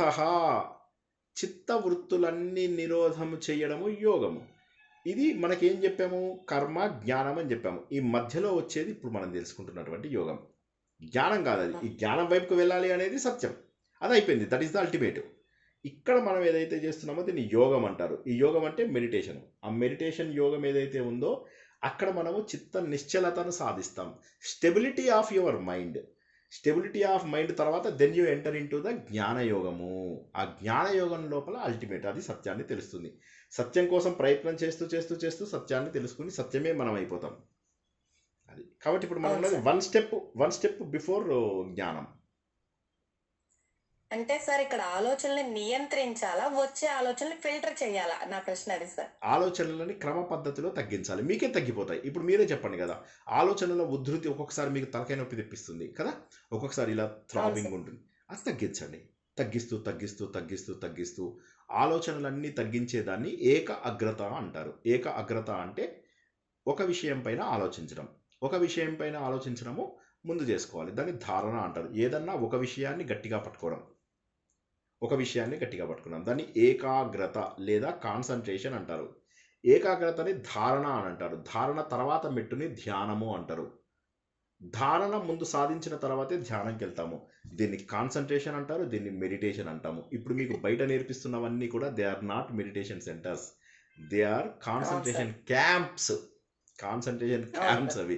ఈ కాన్సన్ట్రేషన్ క్యాంప్ అంటే డబుల్ మీనింగ్ నేను చెప్పింది, అది అర్థమయ్యే వాళ్ళకి అర్థమవుతుంది. కాన్సన్ట్రేషన్ క్యాంప్ అనేది జర్మనీలో అక్కడ ఇక్కడ ఖైదీలని అందులో వేసి చంపేసే వాళ్ళు అనమాట. దాన్ని కాన్సన్ట్రేషన్ క్యాంప్ అంటారు. ఎనీవే, సో అది కాన్సన్ట్రేషన్ నేర్పిస్తారు. మీరు నా పాత వీడియోలు వినండి, మీకు ఇంకా సులభంగా అర్థమవుతుంది. జై శ్రీకృష్ణ. అలాగే అలాగే సార్. జై శ్రీకృష్ణ. రేపు మనకు 7:30కి నారాయణీయంలో సృష్టి రహస్యాలు, అసలు ఈ సృష్టి ఎలా ఏర్పడింది, భగవంతుడి యొక్క ఆలోచనలు ఏంటి, ఆయన ఎందుకోసం ఈ సృష్టి చేశాడు, ఇవన్నీ 7:30కి తెలుసుకుంటాము. 9 గంటలకు జ్యోతిష్యము మొన్న చెప్పుకున్నట్టుగానే మాట్లాడుకుంటూ చెప్పుకుంటాము. ఇంకో కొద్దిగా వివరాలు, మొన్న ఏం చేసుకున్నాము, గ్రహాలు నక్షత్రాల గురించి కొంత తెలుసుకున్నాము. ఇప్పుడు గ్రహాలు ఎలా తిరుగుతాయి, నక్షత్రాలు రాశులు ఎలా ఉన్నాయి, వీటిలో తిరుగుతున్నప్పుడు వాటి సమయం ఎంత, పాపగ్రహాలేవి పుణ్యగ్రహాలేవి, వాళ్ళు వెళ్తూ మధ్యలో ఆగిపోతారు, కొంతమంది వక్ర చూపులు చూస్తారు, అవేమిటి, ఈ గ్రహాలలో ఫ్రెండ్స్ ఎనీమీస్ ఏంటి, ఈ విశేషాలన్నీ కూడా తెలుసుకుందాం. నారాయణం కూడా ఇందులో వస్తుందండి, రాదండి? నారాయణీయంకి సెపరేట్ లింక్ పెట్టాము. నారాయణీయము పారాయణము నేర్పించమండి. నారాయణీయం పైన ప్రవచనం రేపు ఒక గంట పాటు ఉంటుంది. సృష్టి అన్నిట్లో అన్ని గ్రూపులలో మీరు ఏ గ్రూప్లో ఉంటే ఆ గ్రూప్లో ఆ లింక్ వస్తుంది. సరేనా? అన్ని గ్రూపులలో 2 లింకులు పెడతాం మనం. నారాయణీయం లింకు, సులభ జ్యోతిష్యం లింకు, 2 లింకులు ఉంటాయి. 2 కూడా అటెండ్ అవ్వండి. ఒకదాని తర్వాత ఒకటి ఉన్నాయి కాబట్టి వీలైనంత వరకు 2 అటెండ్ అవ్వండి. రేపు ఒక్కరోజే అది. మళ్ళీ నేను గురువారం నుంచి యాత్రలో ఉంటాను కాబట్టి వీలైనన్ని ప్రవచనాలు బుధవారం లోపల చెప్దామని, గురువారం నుంచి యాత్రలో ఉండగా ఎక్కడ మేము కారు ఆపుకుంటే అక్కడ ఇంటర్నెట్ ఉంటే కారులోంచే నేను కొన్ని చెప్పడానికి ప్రయత్నం చేస్తాను.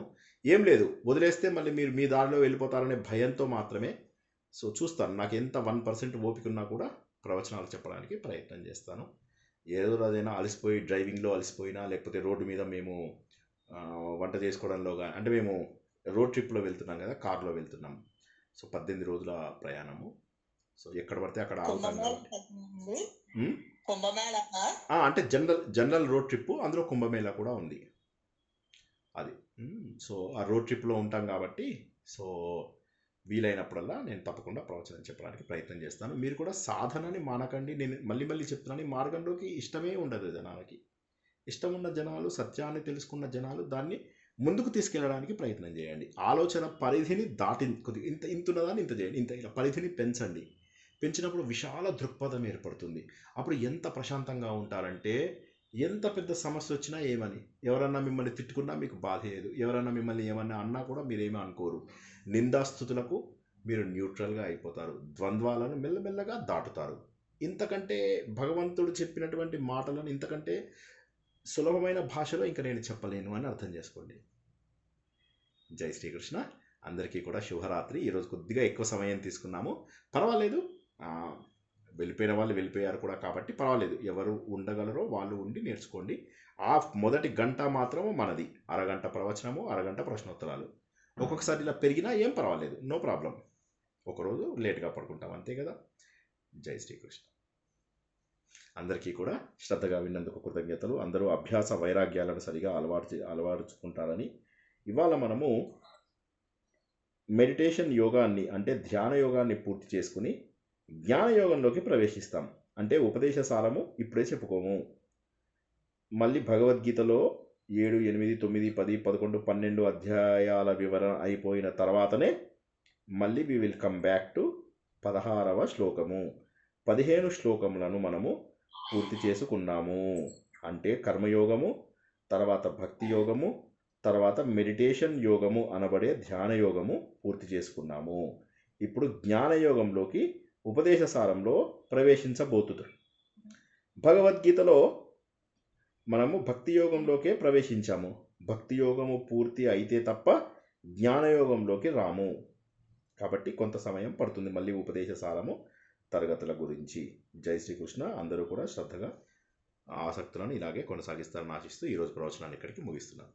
జై శ్రీరామ్. ధన్యవాదాలు సార్. జై శ్రీకృష్ణ. జై శ్రీకృష్ణ.